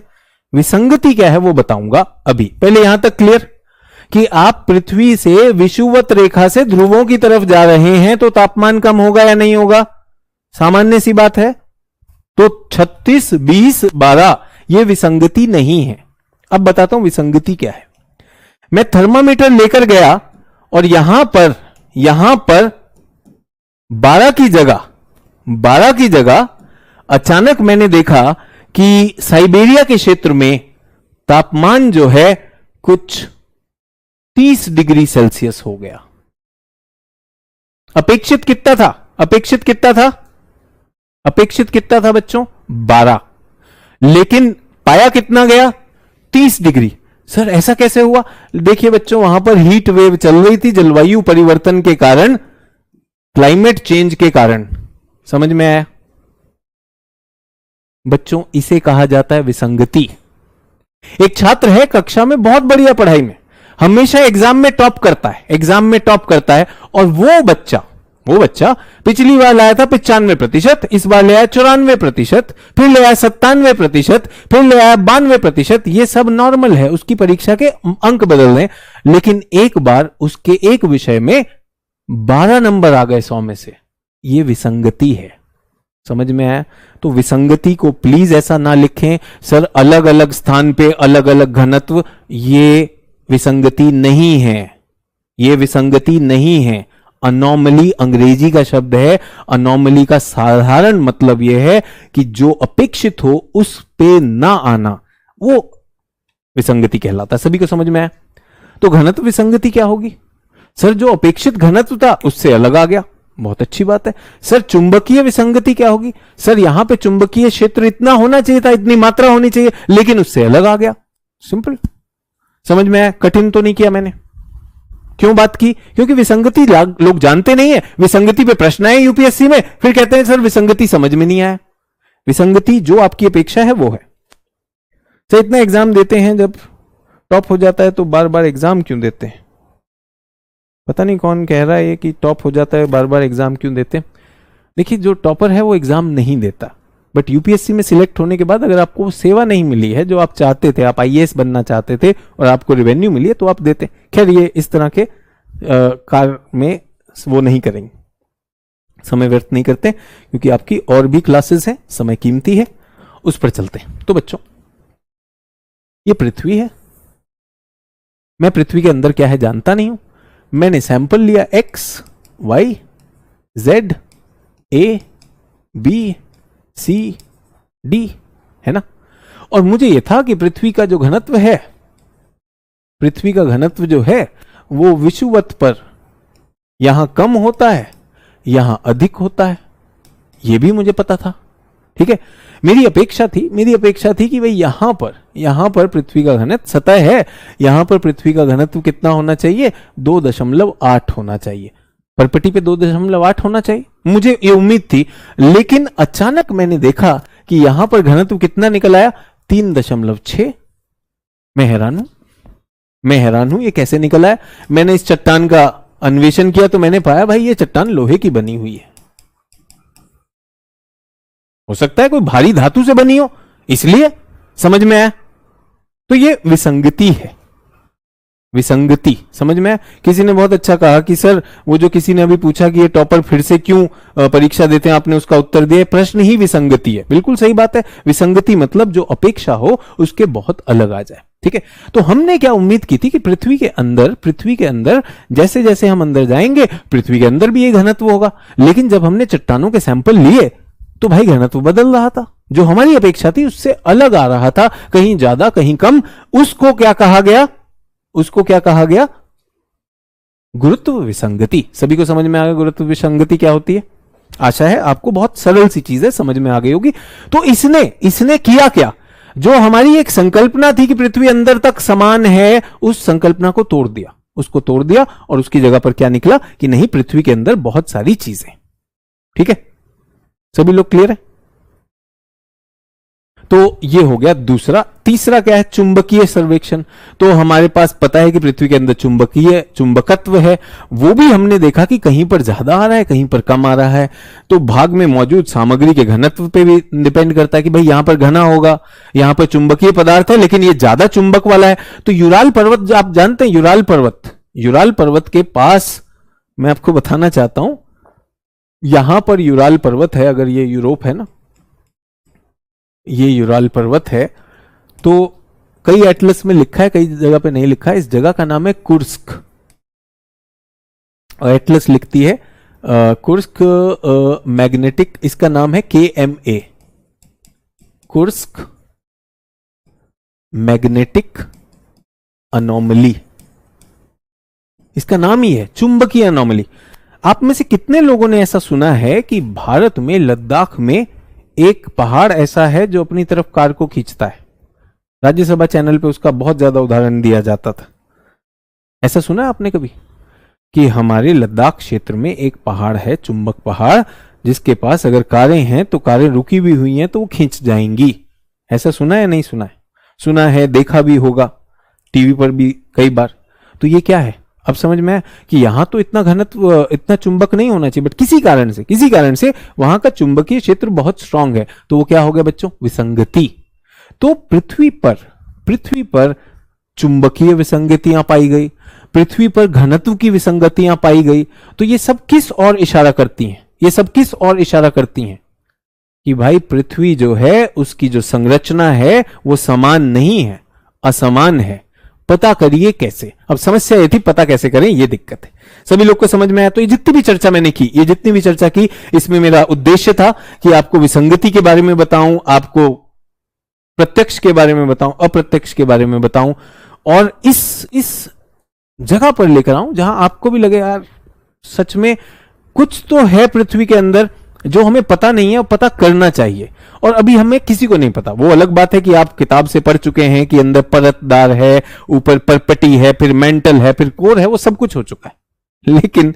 लेकिन आज हम इसके आगे बढ़ेंगे। यूरोप के आज के न्यूज के बारे में बताएं, यूरोपा के आज के न्यूज के बारे में बताएं। तो फरमाइशी कार्यक्रम आया है विसंगति का प्रश्न। तो ये कुछ भी है, इस पर कोई इनका मतलब नहीं। यूरोपा पे जरा चर्चा हो जाए से थोड़ा बर्मुडा ट्रायंगल पे बता दीजिए, है ना? ठीक है। बाल कैसे उगाएं, मोटापा कैसे घटाएं, ठीक है, हर्बल चाय कैसे पिएं, इम्यूनिटी कैसे बढ़ाएं। विसंगति को एक तरह का अपवाद कह सकते। देखिए, इसको साहित्यिक मत करिए, तकनीकी भाषा, इससे बचने की कोशिश मत करिए। परीक्षा में विसंगति आएगी, सर क्या इसे अपवाद कह सकते हैं? आप जो मर्जी कह लीजिए, आप अपनी समझ में समझिए, लेकिन इन शब्दों को ग्रहण करिए, इससे लड़ाई ना करें प्लीज, ठीक है?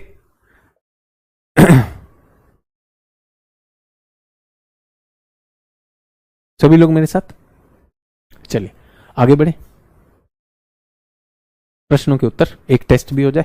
जल्दी से बताइए,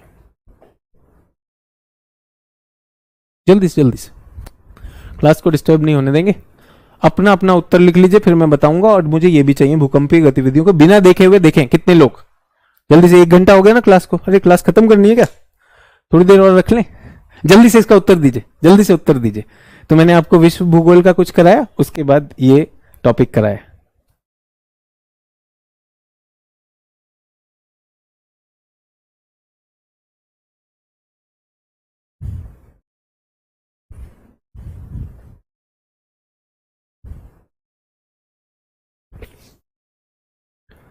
सर रॉन्ग क्यों बता रहे हैं सर लद्दाख के बारे में? बेटा मैंने तो आपको बोला विश्व में ऐसी जगह है जहां मैग्नेटिक एनामली है। मैंने तो मैग्नेटिक एनामली की बात करी है, घनत्व की एनामली होती है। ये कह रहा गलत क्यों पढ़ा रहे हैं भाई? हम तो सिर्फ एनामली का उदाहरण देने की कोशिश कर रहे हैं। बाकी आपकी श्रद्धा है, पढ़े लिखे आप हो, कोई टेंशन नहीं है ना? पढ़ने को तो आइसोस्टेसी का सिद्धांत है, हिमालय के पास ज्यादा गुरुत्व भी लगता है। तो ये ना करें कि क्या पढ़ा रहे हैं क्या वो है। हाँ, आप क्लास में हैं तो अच्छी बात होगी, मैंने ना कोई ऐसा वो कहा है।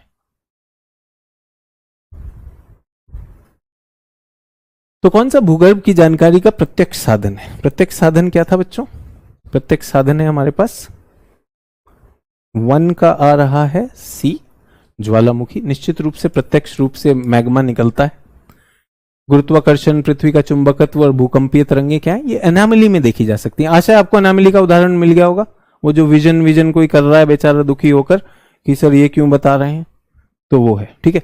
ऊपर से है, निम्नलिखित में से कौन सा स्थलमंडल को वर्णित करता है? स्थलमंडल को कौन वर्णित करता है? तो स्थलमंडल कल हमने बात की थी, भूपर्पटी और बाह्य मेंटल, ये सबसे कॉमन होगा। तो ये भी सी आ जाएगा। 2 का सी है, 1 का कुछ लोग बी लिख रहे हैं, नहीं 1 का भी सी है। गुरुत्वाकर्षण बेटा प्रत्यक्ष नहीं है ना, अप्रत्यक्ष। इसीलिए पूछा कि अप्रत्यक्ष जो है भूकंपीय की अप्रत्यक्ष क्या क्या है। तो इसमें हमने देखा उल्का, गुरुत्वाकर्षण, चुंबकत्व, और अभी जो अगला करने वाला हूं वो है तरंगे। सभी लोग मेरे साथ क्लियर है? आशा आपको इसमें समझ आया होगा। फिर कहना चाह रहा हूं, केवल उदाहरण के लिए कोला का भी उदाहरण लिया कि बहुत सारे स्थान ऐसे हैं जहां पर चुंबकत्व का अनोमली मिलती है, तो बेकार में कहानी ना करें। सर जैसे बरमूडा, जैसे बरमूडा, बरमूडा बरमूडा करना बंद करो, ऐसी कोई वहां ऐसी बहुत ज्यादा बड़ी चुंबकत्व की अनोमली नहीं मिली है, बट हाँ कहानियां हैं तो कहानियां चल सकती। आगे बढ़े, चलिए।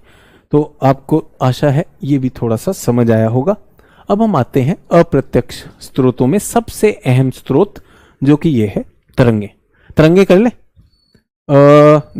10 मिनट में तरंगों की बात करते हैं, ठीक है?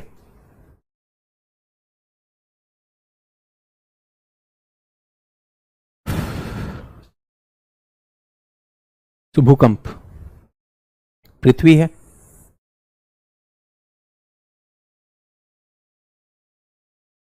मैं भूकंप पर बात नहीं कर रहा हूं, मैं केवल तरंगों पर बात कर रहा हूं।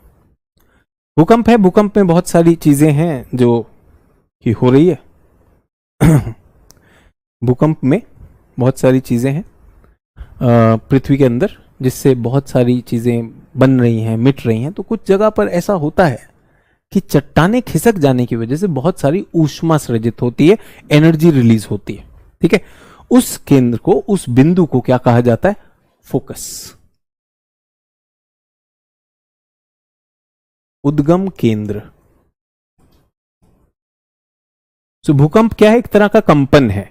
कंपन किसकी वजह से? क्योंकि कहीं पे ऊष्मा का सृजन हो रहा है, ऊष्मा रिलीज हो रही है, ठीक है? ऊष्मा रिलीज हो रही है, तो ऊष्मा की वजह से कुछ कंपन हुआ। कंपन हुआ तो ये तरंगे निकलेंगी। ऊष्मा जो जा रही है तरंगों के रूप में जा रही है। किन दिशाओं में जा रही है? सभी दिशाओं में।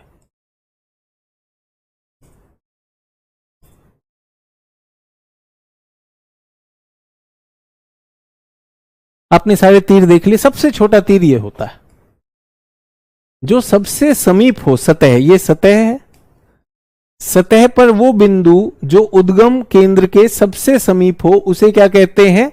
उसे कहते हैं एपीसेंटर। एपीसेंटर को क्या कहते हैं? अधिकेंद्र भी कहते हैं, अधिकेंद्र भी कहते हैं, अधिकेंद्र भी कहते हैं। तो पहली चीज ये क्या हमने बात की? हमने बात की भूकंप क्या है?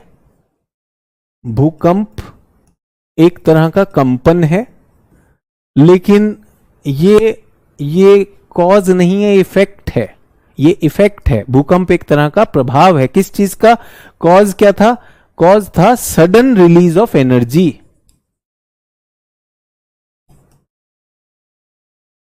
कई कारणों से ये हो सकती है। इन लिथोस्फीयर, स्थल मंडल में यदि अचानक किसी ऊर्जा का सृजन होता है, उस कारण से स्थल मंडलीय जो ठोस प्लेटें हैं वो हिल जाती हैं, ठीक है? ठीक है, यहां तक क्लियर? कोई कह रहे सर लिखवा दीजिए। बेटे यही लिखना है ना, ये थोड़ी ना कि वही आपको पैरा बाय पैरा लिखना है, वो तो एनसीईआरटी में भी है, ठीक है? सो एनर्जी क्या है? जब हम बात कर रहे हैं भूकंप क्या होता है? भूकंप एक तरह का कंपन होता है। भूकंप एक तरह का कंपन होता है। कब होता है? जब पृथ्वी की सतह मंडलीय चट्टानें जो है हिलने लगती हैं, क्योंकि वहां से सडनली ऊर्जा निकली है। जिस केंद्र से, जिस बिंदु से वो ऊर्जा सृजित होगी, उसको क्या कहा जाएगा? फोकस कहा जाएगा, उद्गम स्थान या उद्गम केंद्र। और फिर वो सारी दिशाओं में जाने लगेगी। सारी दिशाओं में जाकर जो सबसे समीप होता है वहां सबसे पहले पहुंचती है। तो उस क्षेत्र को या उस बिंदु को क्या कहा जाता है? एपीसेंटर। सभी लोग मेरे साथ, ठीक है? आगे बढ़े। अब एपीसेंटर पर एक यंत्र लगा हुआ है। इस यंत्र को कहा गया सीज्मोग्राफ, भूकंप मापी यंत्र, ठीक है? ये क्या है?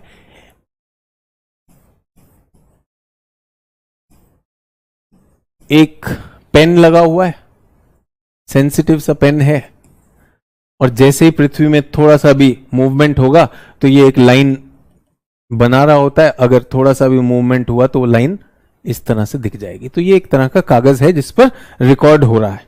सभी लोग को समझ में आया? सभी लोग क्लियर है? तो यहां पर सीज्मोग्राफ पर हमें ये भूकंप मापी यंत्र लगा हुआ है, ये एक स्टेशन है जहां पर हमें देखना है कि भूकंप आया तो क्या हुआ। तो हमने पाया कि यहां पर ये सुई कुछ निशान बनाती है। उन निशानों को क्या कहा जाता है? तरंग।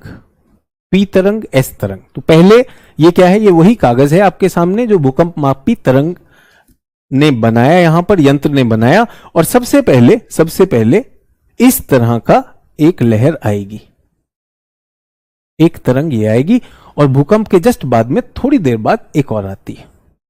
ठीक है? ये कहां पे पता चला? ये कहां पे पता चला? उस यंत्र में पता चला। सभी लोग मेरे साथ? सर, पृथ्वी में भूकंप किस चीज की कमी से आता है बेटा? ऐसा नहीं है कि विटामिन की कमी से या कैल्शियम की कमी से आपके दांत टूट रहे हैं। आप मेरी बात तो सुन ही नहीं रहे। मैंने कहा कि पृथ्वी में सडन रिलीज ऑफ एनर्जी की वजह से कंपन पैदा होता है। Sudden release. अब आपका उत्तर यह है कि सडन रिलीज से कंपन पैदा होता है, जिससे जो है लिथोस्फीयर की जो चट्टानें हैं वो हिल जाती हैं और वो टूट सकती है। ये भूकंप है। सर, किस चीज की कमी से आता है? सर, कौन से मौसम में आता है? सर, कौन सी भाषा में आता है? ऐसे प्रश्न बनाएंगे, विसंगति प्रश्न है ना।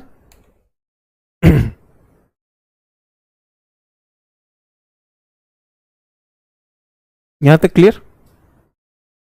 तो दो तरंगे आने वाली हैं, पी तरंग और एस तरंग। ये हमें कैसे पता चला?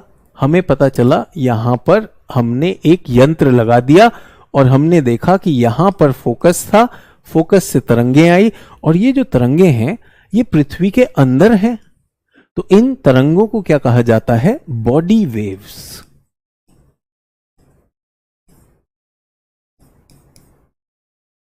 भूगार्भिक तरंग। ठीक है? बट ये पृथ्वी के अंदर हैं, तो ये एक तरह का स्रोत हो गई। ये कब आकर हमें टकराएंगी? जब ये सतह पर पहुंचेंगी। जब ये सतह पर टकराएंगी तो ये सतह पर एक नई तरह की तरंगों को जन्म देंगी।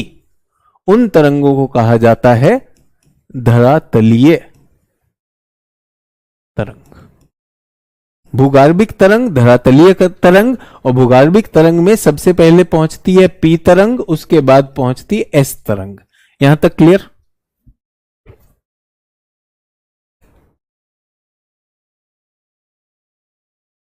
सर, रेडियो एक्टिव डिके से आती है अचानक एनर्जी? बेटा, बहुत से कारणों से आती है। हमेशा हर चीज रेडियो एक्टिव नहीं होती। टेक्टोनिक भी हो सकती है, बाह्य ब्रह्मांड से कुछ चीजें अगर उल्का टकरा गई वो हो सकता है। कई बार माइन के टूट जाने से हो सकता है, कई बार भूस्खलन से हो सकता है, समुद्री भूस्खलन से हो सकता है, बहुत से कारणों से होता है। ठीक है? सब पी तरंग से एस तरंग में कैसे चेंज हो जाता है? पी तरंग से एस तरंग में कुछ भी चेंज नहीं होता, कुछ भी चेंज नहीं होता। एक बात बताइए बच्चों, मैं आपसे हिंदी में बात कर रहा हूं, if I want I can talk in English also. तो क्या मैं दो भाषाओं पे पकड़ रखता हूं या नहीं रखता हूं? ठीक है? अगर मैं ये आधी क्लास हिंदी में बोलूं और आधी क्लास अंग्रेजी में बोलूं, तो क्या आप ये बोलोगे कि सर हिंदी वाली अंग्रेजी में कैसे बदल गई? नहीं, वो दोनों मेरी चारित्रिक विशेषताएं हैं। ठीक है? मैंने शायद जर्मन भाषा भी सीखी थी, अब बहुत जानता नहीं हूं। एक व्यक्ति मुझे मिले, उन्होंने मुझे नॉर्वेजियन भी सिखाई थी। कुछ भाषाएं मैंने सीखी हैं। तो वो ऐसा तो नहीं होगा ये एक में कैसे बदल जाती है? तो जब भूकंप से तरंग आ रही है तो पी वेव है, एस वेव है, वो आएगी ही आएगी। ऐसा नहीं है पी एस में बदल रही। सभी लोग मेरे साथ? सर, वर्ल्ड में कितने एपिसेंटर हैं और आइडेंटिफाई कैसे होते हैं? ऋषिका जी, मजाक मत करिए। अभी इसी टाइम जब मैं आपसे बात कर रहा हूं, हजारों लाखों जगहों पर अभी भी भूकंपीय तरंगे चल रही हैं। तो वर्ल्ड में कितने एपिसेंटर हैं ये बताइए? जितनी पृथ्वी की सतह है भाई। ऐसा सवाल पूछेंगे तो ये दिखाता है कि आप अपनी बुद्धि का कोई प्रयोग नहीं कर रहे। एपिसेंटर कहीं पर भी। और बहुत सी चीजें आप यूं समझिए, उदाहरण के लिए मैं बताता हूं, थोड़ा ज्यादा अच्छा रहेगा आपके लिए, कि आप जो है, आप हो एक इंसेक्ट हो, कीड़ा हो। ठीक है, और कहां पर हो, खेत में घास चल रही भैंस के ऊपर हो, ठीक है, कीड़ा भैंस के ऊपर बैठा हुआ, भैंस चल रही है, थोड़ा हिलती डुलती है, कीड़े को लगता है कि नहीं हिलता डुलता, लेकिन बीच में अचानक भैंस थरथराने लगती है, तो अचानक आपको लगता है कुछ हुआ, ठीक है, कहां पर हुआ, किस किस पॉइंट पे होगा, पूरी भैंस की त्वचा पर होगा, होगा कि नहीं होगा। तो भूकंप जो है बहुत सारी जगहों पर आ रहे हैं। हाँ, ये जरूर है कि प्लेट की सीमाओं पर उनके आने की फ्रीक्वेंसी ज्यादा होती है। विश्व में बताइए कितने एपिसेंटर हैं, ऐसे मजाक वाले सवाल ना पूछें। ये दिखाता है आपके पास कि आपने कहने के बाद, शिक्षक ने कहा था एक बार किताब पढ़ लीजिएगा, उसके बावजूद बस यहां आकर एक जो है सोच सर कितने एपिसेंटर होंगे, कितने आदमी थे, फिर भी खाली हाथ आ गए। इस शोले से बाहर निकल आओ, परीक्षा देनी है, उसकी तैयारी कर रहे हैं। क्या समझाया आपको, बॉडी वेव, बॉडी वेव कहां है, पृथ्वी के अंदर है, सतह तक जाती है। पहली वेव को क्या कहते हैं, टी वेव, दूसरी वेव जो मिली एस वेव।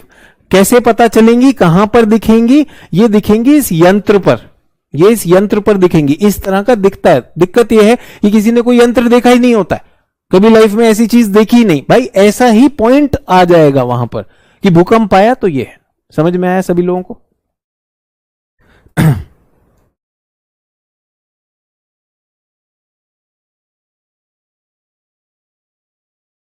सर पी तरंग ज्यादा स्ट्रांग होती है एस वेव। तो अब हम इसमें बात कर रहे हैं कि पी प्राथमिक तरंग है, एस सेकेंडरी तरंग है। मैं उदाहरण देना चाहता हूं क्योंकि बहुत से लोग इसको, फिर मैंने कहा ना कल्पना से परे है, कल्पना कोई सोचता नहीं है। तो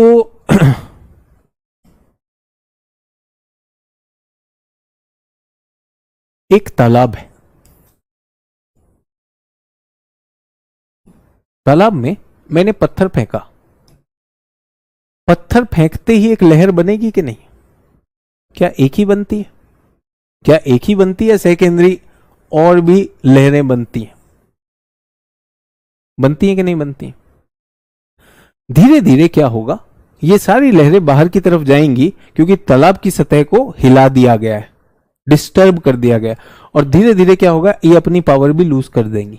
तो जो पहली वाली वेव होगी वो दूर तक जाएगी, बाद वाली वेव कम तक कमजोर होती जाएंगी कि नहीं होती जाएंगी। तो ऐसा ही कुछ हो रहा है, ऐसा ही कुछ हो रहा है। जब भूकंप आया, कंपन हुआ, तो जो पहली आई वो पी वेव है, उसमें ज्यादा एनर्जी थी और वो सबसे तेज आई। उसके बाद दूसरी आई, वो एस वेव आई। क्या एक एक ही आएगी, नहीं, कई सारी तरंगे आती रहेंगी, भूकंपीय तरंगे और भी आएंगी, लेकिन वो अपने आप उनकी एनर्जी कम होती जाएगी। समझ में आया? इसे कहा जाता है आफ्टर शॉक। एक होता है शॉक, जो पहला अर्थक्वेक आता है वो शॉक कहलाता है, उसके बाद भी कुछ कंपन होता रहता है, उसे आफ्टर शॉक कहते हैं। और कई बार उससे पहले भी थोड़ा थोड़ा कंपन होना शुरू होता है, उसे प्री शॉक कहते हैं। प्री शॉक, आफ्टर शॉक, ये सब भूकंप पे बात करेंगे, अभी उसकी बात नहीं हो रही। समझ में आ रहे? तो ऐसा ही सोचिए, अगर आप ऊर्जा नहीं सोच पा रहे सर कहां कहां पर हो सकता है, अरे इस तालाब में एक ऐसा प्रश्न है कि सर इस तालाब में कहां कहां एपिसेंटर, अरे जहां जहां पत्थर मारोगे वहां वहां से लहर आ सकती है कि नहीं। अचानक किसी और ने यहां पत्थर फेंक दिया, किसी ने यहां फेंक दिया, तो ये अपना बनाने लगेगा, और फिर क्या लहरों का आपस में इंटरफेरेंस भी होगा या नहीं होगा। तो ये सोचिएगा, ठीक है। सर पी तरंग ज्यादा गहराई तक जाता है और एस तरंग कम जाता है, ऐसा क्यों है? किसी ने कहा ऐसा, किसी ने ऐसा कहा, ऐसा कुछ नहीं है, ठीक है। तो हम जरा आगे बढ़े, यहां तक समझ में आया। दो तरह की तरंगें आ रही हैं, पी वेव और एस वेव, और धरातल पर आकर वो जो आएंगी उन्हें कहा जाएगा सरफेस वेव्स। आज की क्लास किससे संबंधित है? केवल बॉडी वेव से संबंधित है, केवल बॉडी वेव से संबंधित है। सभी लोग मेरे साथ? अब इनके बारे में, इनकी कुछ चारित्रिक विशेषताएं हमें समझनी होंगी।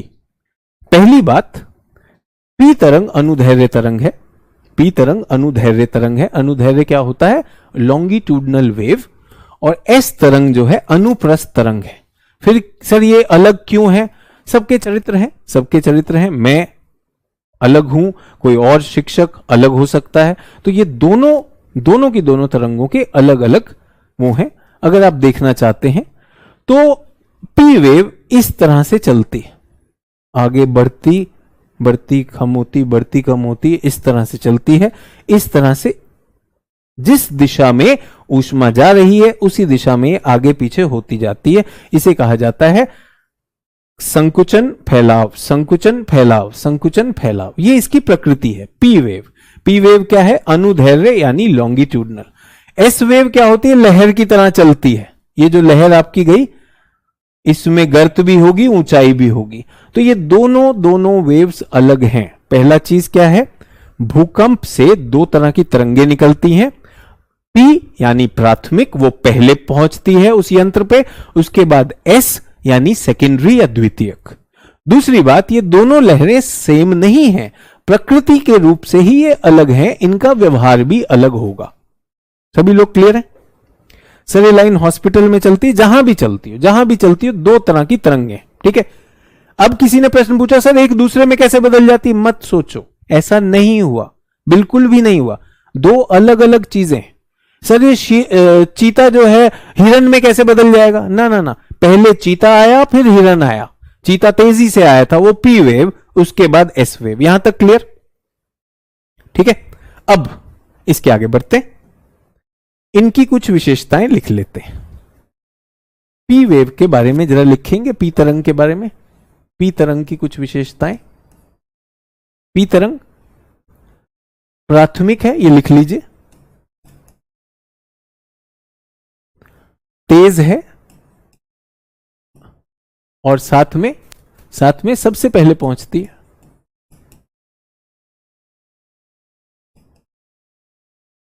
एपिसेंटर पर पहुंचेगी।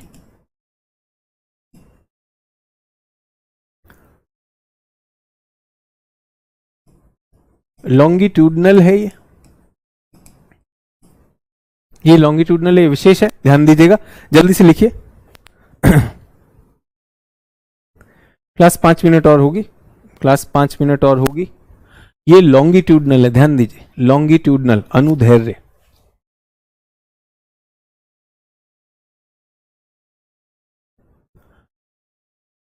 ध्यान दीजिए, ये सॉलिड, लिक्विड और गैस तीनों माध्यम से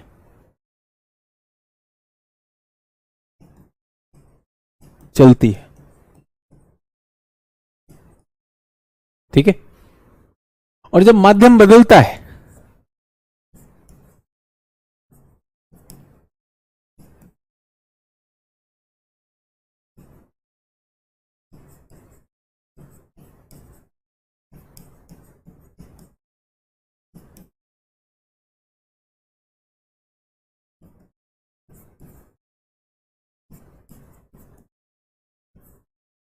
इसमें रिफ्रैक्शन भी होता है। अगर ये मीडियम बदला तो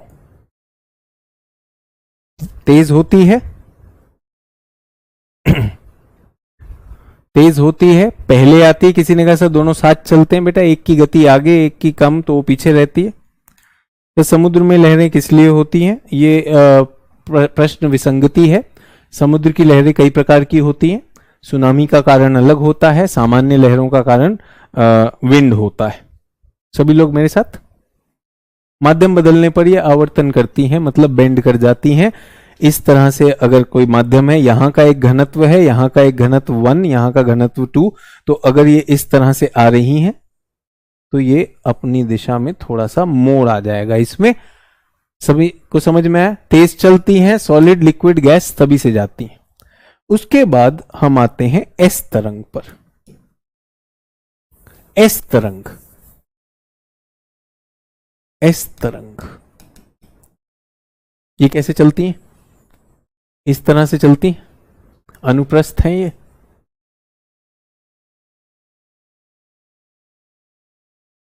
ट्रांसवर्स वेव, ठीक है।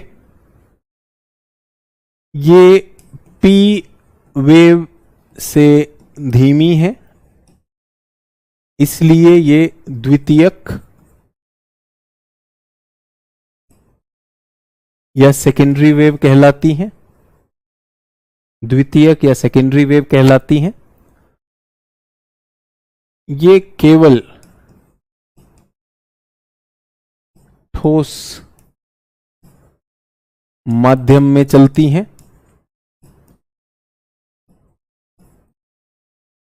ठीक है। ये परावर्तित, रिफ्लेक्ट व आवर्तित भी होती हैं।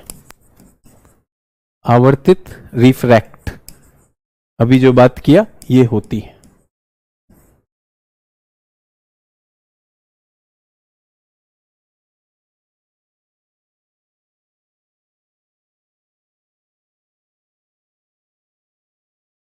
सभी लोग क्लियर है?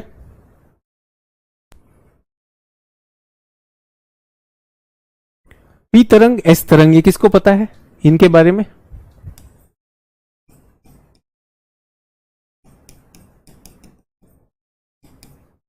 भूगर्भ शास्त्री को पता है इनके बारे में।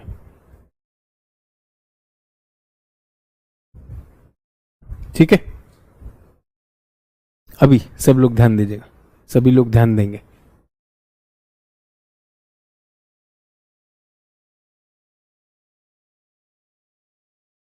जल्दी से एक सर्कल बनाएंगे, क्लास खत्म करेंगे, जल्दी से सर्कल बनाएंगे।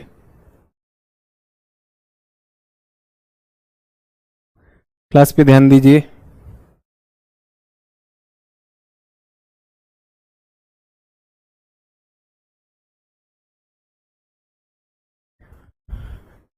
यहां पर एक भूकंप आया, यहां पर एक भूकंप आया। कोशिश करेंगे जितना गोल बना सकें उतना गोल बनाते हैं। एक भूकंप आया है, यहां पर ये क्या कहलाएगा? फोकस, ठीक है। फोकस के ऊपर अधिकेंद्र आएगा, एपीसेंटर, ठीक है, एपीसेंटर। तो यहां पर मैंने मशीन लगाई S1, यहां पर मशीन लगाई S2, यहां पर मशीन लगाई S3, यहां पर मशीन लगाई S4, यहां पर लगाई S5, S6, S7। सभी लोग मेरे साथ? ये क्या है?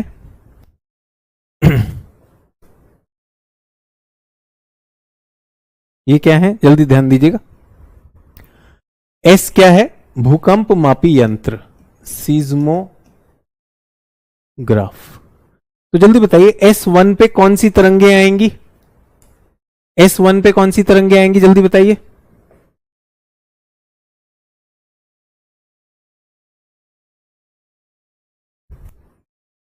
पहले P आएगी, फिर S आएगी। S2 पे कौन सी आएगी? P आएगी, S आएगी। सभी लोग मेरे साथ? बट मुझे बताइए किसके पास पहले आएगी, T1 या T2? कौन सा टाइम ज्यादा होगा? T1 टाइम है, T1 कम होगा या T2 कम होगा? जल्दी से बताइए, जल्दी से बताइए।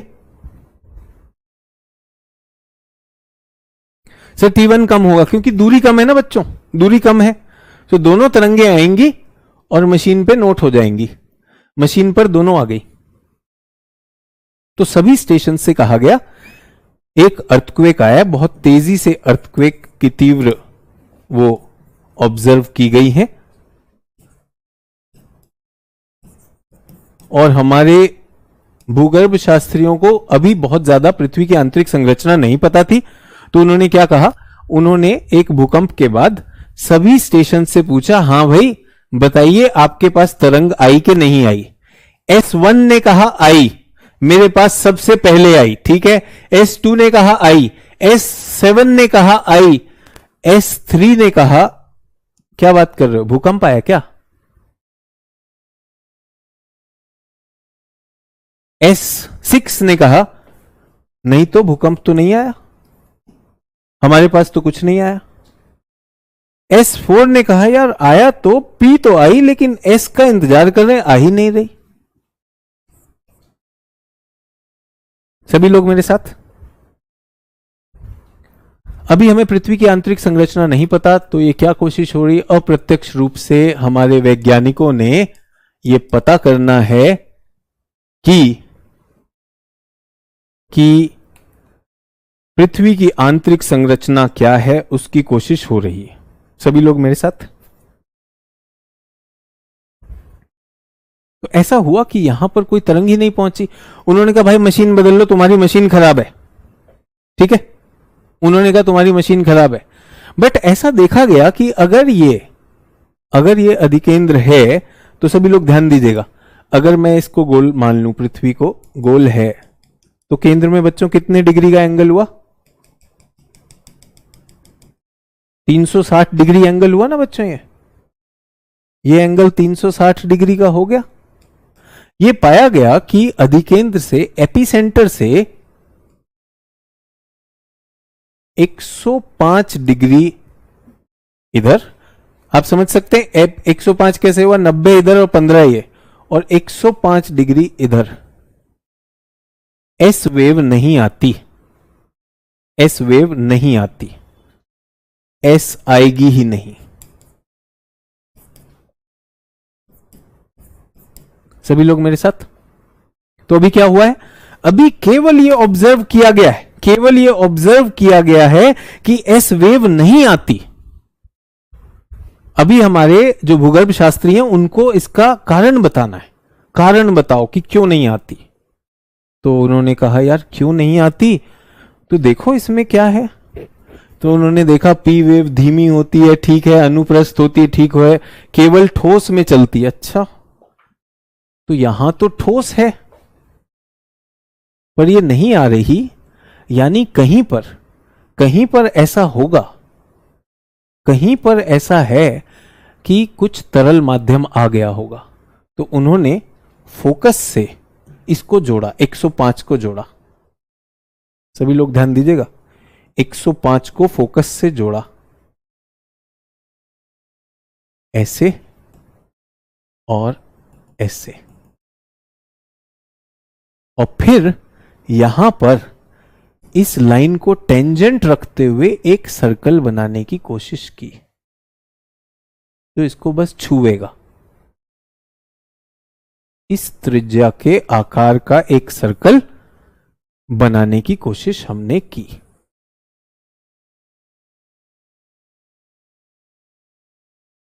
हमारे भूगर्भ शास्त्रियों ने कहा हो ना हो यहां पर कुछ तरल होगा, जिस पर हमारी एस वेव इसके अंदर नहीं जा पाती। हां, इससे अगर इस कोण पर है तो यहां तक आ जाएगी। सभी लोगों को समझ में आया 105 कैसे बना? वापस ले जाना चाहता हूं। ये बना 105, यहां 103 लिखा हुआ, कुछ किताबें 105 लिखती हैं, कुछ 104, 103 ले लीजिए, समझ में आया। तो यानी कुछ होगा, लिक्विड होगा। तो किसी ने मुझसे ऐसे ही एक प्रश्न पूछा कि सर ये त्रिज्या कैसे पता चली, सर त्रिज्या कैसे पता चली पृथ्वी की? ये तरीका ऐसे था, यहां से टेंजेंट बनाकर देखा कि यार यहां पर पक्का लिक्विड होगा, इसलिए एस तरंग नहीं जा रही। सभी लोग को समझ में आया? सर 105 ही है। देखिए अलग अलग, मैं फिर वही कहना चाह रहा हूं, 103, 104, 105, घबराइए मत, एनसीईआरटी के अलावा भी तो किताबें हैं ना। इसीलिए मैं कहता हूं पृथ्वी की जो त्रिज्या की बात होती है 6371, सर किसी में 6378 लिखा है, उसमें घबराना नहीं। सभी लोग को समझ में आया? यहां तक क्लियर है? क्लास खत्म कर दें यहीं पर? बहुत से लोग दुखी हैं कि अरे सर क्लास खत्म करो। तो सोच के आना है कि एस वेव तो रुक गई, तो इसका मतलब यहां पर पृथ्वी के अंदर क्या है? कुछ तरल है। पी वेव आ गई, लेकिन पी वेव भी देखा गया कि ये जो है 145 तक, 145 डिग्री कहां से बच्चों? 145 डिग्री कहां से? अधिकेंद्र से।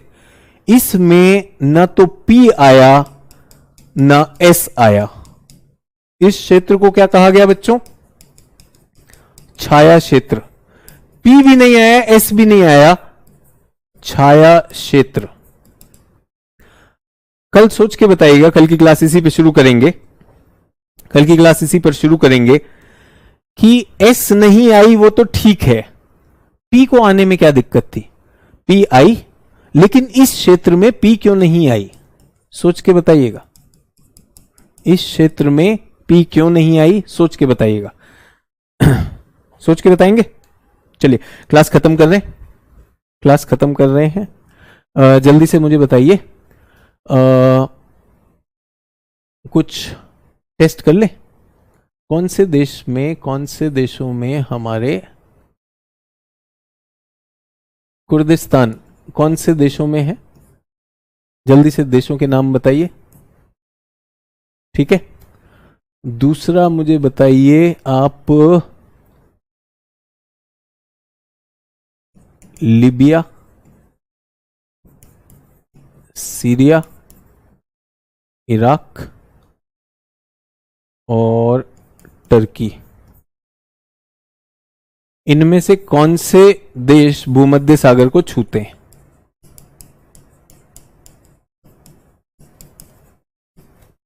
जल्दी से बताइए। सर कुर्दिस्तान में 4 देश हैं, इराक, ईरान, टर्की, सीरिया। बिल्कुल सही है, इराक, ईरान, टर्की, सीरिया था, हाँ सीरिया भी था। इसमें बताइए कौन से देश भूमध्य सागर का तट है, किनके पास है और किसके पास नहीं है? जल्दी से बताएंगे। दूसरे में इराक के पास नहीं है, बाकी सब का सब तट जो है भूमध्य सागर को छूता है। ठीक है, सभी लोग क्या उत्तर है आपके पास? आज का होमवर्क क्या है? इस पहेली को सॉल्व करना है, इस पहेली को सॉल्व करना है। पहला, पी वेव क्यों नहीं पहुंचा? एस वेव तो नहीं पहुंचा क्योंकि तरल था, पी वेव क्यों नहीं पहुंचा? और दूसरा प्रश्न यह है, पृथ्वी का जो कोर है ये 2 नेचर का है, ठोस भी है और तरल भी है। ये पता कैसे चला? ये पता कैसे चला और ऐसा क्यों है? ये 2 होमवर्क करके आएंगे कल के लिए। क्लास खत्म कर रहा हूं। कल भी हम क्लास के 10 मिनट पहले 10 मिनट किसी मानचित्र पर लगाएंगे, उसके बाद सिद्धांत पर चलेंगे। सभी लोगों को प्रश्न पता चल गया? कल का होमवर्क क्या है? होमवर्क क्या है? पी वेव यहां क्यों नहीं पहुंचा? चाहे तो चैट में लिख दीजिएगा, टीम पढ़ के मुझे बता देगी आपका उत्तर अगर सही होगा। दूसरा चीज, ये पता कैसे चला कि ये जो तरल है ये कोर है, लेकिन कोर 2 नेचर का होता है, केंद्र का कोर ठोस है और बाहर का तरल है।